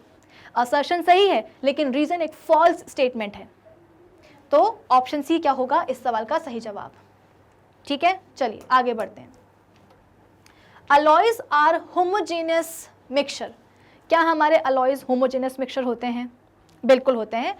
थोड़ी देर पहले ही हमने डिस्कस किया था कि अलॉयज में हम बोल रहे हैं कि अगर हमारे पास एक अलॉय है स्टील का जिसमें कि आयरन और कार्बन है, तो आयरन और कार्बन एक दूसरे के साथ बहुत ही अच्छी तरीके से मिक्स्ड होते हैं, यूनिफॉर्मली मिक्स्ड होते हैं, कि उनके बीच में कोई भी आपको सेपरेशन बाउंड्री दिखाई नहीं देती है कि इस बाउंड्री के अंदर क्या है कार्बन है और बाहर क्या है आयरन है, ऐसा नहीं होता है। तो डेफिनेटली अलॉयज क्या होते हैं, होमोजेनस मिक्सचर्स होते हैं। बात तो बिल्कुल सही है। और रीज़न क्या है कि जो आप बोल सकते हो कि जो मेटल्स मिक्स हो रहे हैं या जो कॉन्स्टिट्यूएंट्स मिक्स हो रहे हैं अलॉयज के आपस में, वो बहुत ही यूनिफॉर्मली मिक्स होते हैं, जिसके कारण वो क्या बन जाता है, एक होमोजेनस मिक्सचर बन जाता है। सेपरेशन बाउंड्री आपको दिखाई नहीं देती है। रीज़न ये है। अब ज़रा सवाल का रीज़न हम देखते हैं कि they can not be separated by physical methods. बात तो सही है कि आप जो है फिजिकल मेथड्स जैसे कि फिल्ट्रेशन, डिस्टिलेशन, मैग्नेट, इनसे अलॉयज के जो कंपोनेंट्स हैं उनको आप सेपरेट नहीं कर सकते हो। बात बिल्कुल सही है, लेकिन क्या ये हमारे असर्शन का सही जवाब है, सही रीज़न है? नहीं। असर्शन का, इसीलिए मैंने कहा है ना कि जो भी असर्शन आए उसका रीज़न आप पहले खुद ही सोच लो अपने दिमाग में, फिर आपने जो सोचा है रीज़न उसको आप सवाल में दिए गए रीज़न के साथ में मैच करके देखो। हमने यहाँ पे देखा कि अलॉयज क्या होते हैं, होमोजेनस मिक्सचर होते हैं। बिल्कुल सही बात है। क्यों होते हैं होमोजेनस मिक्सचर? क्योंकि अलॉयज को बनाने वाले जो भी हम मेटल्स, नॉन मेटल्स यूज़ कर रहे हैं वो आपस में बहुत ही थोरोली मिक्सड होते हैं, यूनिफॉर्मली मिक्सड होते हैं, इवनली मिक्सड होते हैं, कि इसके कारण उनके बीच में कोई भी सेपरेशन बाउंड्री दिखाई नहीं देती है। लेकिन रीज़न ये बोल रहा है यहाँ पे कि अलॉयज के जो कॉम्पोनेंट्स हैं उनको हम फिजिकल मेथड से सेपरेट नहीं कर सकते हैं। बात बिल्कुल सही है, लेकिन ये बात हमारे असर्शन की स्टेटमेंट को एक्सप्लेन नहीं कर रही। इसका मतलब क्या, हम चूज करेंगे ऑप्शन बी। आई बात समझ में? अब तो आ रहा होगा ना थोड़ा बहुत समझ में कि कैसे हम इन सवालों को सॉल्व करते हैं, क्योंकि पैटर्न आपके लिए नया है, मैं ये बात मानती हूँ, लेकिन कोई भी जो है ना पैटर्न आप प्रैक्टिस से ही जो है ना उसको तोड़ सकते हो। चलिए, तो अब इसके बाद में एक लास्ट सवाल हम देख लेते हैं कि there are 8 types of colloidal solution. 8 types होते हैं। सच में होते हैं क्या? हाँ, जैसे कि मैंने आपको बताया था कि हमारे कोलॉइड्स में 2 चीज़ें होती हैं, एक होता है डिस्पर्स्ड फेज और एक होता है डिस्पर्जन मीडियम। तो डिस्पर्स्ड फेज सॉलिड, लिक्विड और गैस तीनों हो सकता है। जो हमारे पास डिस्पर्जन मीडियम है वो भी क्या हो सकता है, सॉलिड, लिक्विड और गैस हो सकता है। तो हम अलग अलग कॉम्बिनेशन बना करके total 8 types of colloidal solution हम निकाल लेते हैं। लेकिन आप बोलोगे कि मैम इन गैस का भी तो एक मिक्सचर बन सकता है कि हमारे पास जो डिस्पर्स्ड फेज है वो भी क्या है, एक गैस है, और जो डिस्पर्जन मीडियम है वो भी क्या है, एक गैस है। तो उस हिसाब से तो हमारे पास टोटल 9 टाइप के कोलॉइडल सोल्यूशन आने चाहिए थे, लेकिन यहाँ पे तो 8 दिया गया। इसका मतलब क्या, असर्शन गलत है, ऑप्शन डी, हटाओ इस सवाल को। नहीं, हमारे जो कोलॉइड्स हैं वो टोटल 8 टाइप्स के ही होते हैं। ये बात बिल्कुल सही है कि हम क्या करते हैं, सॉलिड लिक्विड का अलग अलग कॉम्बिनेशन बना करके डिस्पर्स्ड फेज और डिस्पर्जन मीडियम में हम बहुत सारे टाइप्स ऑफ कोलॉइड्स निकालते हैं। लेकिन कितने टाइप्स निकाल पाते हैं, 8 ही निकाल पाते हैं। क्यों? क्योंकि ये जो आपके पास कॉम्बिनेशन आया है गैस इन गैस का, कि डिस्पर्स्ड फेज भी गैस है, डिस्पर्जन मीडियम भी क्या है, एक गैस है, यहाँ पे ये दोनों गैसेस मिलकर पता है क्या बनाते हैं, ये होमोजेनस मिक्सचर बना लेते हैं। आई बात समझ में? इन दोनों के कॉम्बिनेशन से गैस इन गैस से कोई कोलॉइड नहीं बनता है, बल्कि एक होमोजेनस आप बोल सकते हो कि मिक्सचर बन जाएगा। और हमें पता है कि हमारे कोलॉइड्स और हमारे जो सस्पेंशन है वो क्या होते हैं, ये हेट्रोजीनियस टाइप के मिक्सचर्स होते हैं। ट्रू सोल्यूशन आप बोल सकते हो कि होमोजेनस मिक्सचर्स होते हैं, लेकिन कोलॉइड्स और सस्पेंशंस हेट्रोजेनस मिक्सचर की कैटेगरी में आते हैं। तो यहाँ पे आप बोलोगे कि गैस इन गैस मिलके तो क्या बना देंगे, दोनों होमोजेनियस मिक्सचर बना देंगे। तो अगर होमोजेनियस मिक्सचर बन रहा है इसका मतलब क्या कि वो कोलॉइड है ही नहीं। तो इसीलिए हमारे पास मिक्सचर्स कितने टाइप के होते हैं, मतलब हमारे पास ये कोलॉइड्स कितने टाइप के होते हैं, 8 टाइप्स के होते हैं। असर्शन बिल्कुल सही है, रीजन मैंने आपको बता दिया है। अब हमें ये देखना है कि हमारा रीजन सवाल के रीजन के साथ में मैच कर भी रहा है या नहीं। Gases always mix together to form homogeneous mixture, बिल्कुल सही बात है। गैसेस जब आपस में मिलती हैं तो वो क्या बनाती हैं, मिलके होमोजेनियस मिक्सचर बना देती हैं। फॉर एग्जांपल, अगर हमारे पास हाइड्रोजन है और हमारे पास ऑक्सीजन गैस है तो दोनों ही आपस में बहुत ही यूनिफॉर्मली जाकर के मिक्स हो जाती है। इसके कारण जो उनका मिक्सचर बनता है वो कैसा होता है, होमोजेनियस होता है। हमें तो क्या चाहिए है, हेट्रोजीनियस मिक्सचर चाहिए है, तब जाकर के उस मिक्सचर को हम क्या बोलते हैं, कोलॉइड बोल सकते हैं।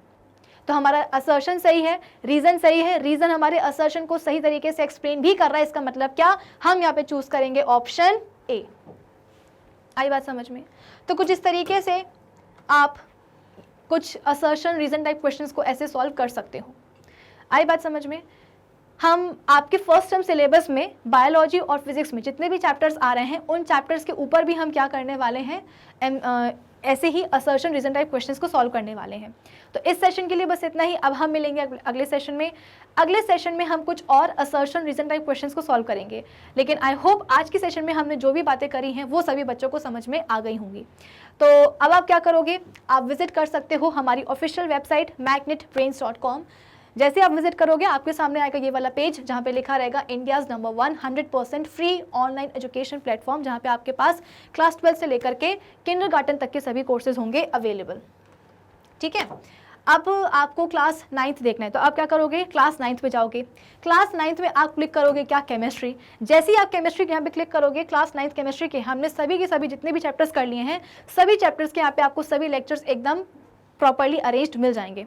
फॉर एग्जाम्पल, अगर आपको फर्स्ट चैप्टर ही देखना है मैटर इन आवर सराउंडिंग्स का, तो आप जैसे इस पे क्लिक करोगे, टैप करोगे, इस चैप्टर का जो फर्स्ट लेक्चर होगा इंट्रोडक्शन वाला वो आपके सामने खुल जाएगा। तो कुछ इस तरीके से आप सभी चैप्टर्स के सभी लेक्चर्स यहाँ पे देख सकते हो। फायदा क्या होता है ऑफिशियल वेबसाइट विजिट करने का कि यहाँ पे आपको सभी चैप्टर्स के सभी लेक्चर्स एकदम प्रॉपर्ली सीक्वेंस में अरेंज मिल जाते हैं। प्लस यहाँ पे आपको सभी टॉपिक्स के होते हैं नोट्स भी available. So do visit our official website. कौन सी वाली, यही वाली magnetbrains.com। Till then keep learning with Magnet Brains. Thank you for watching.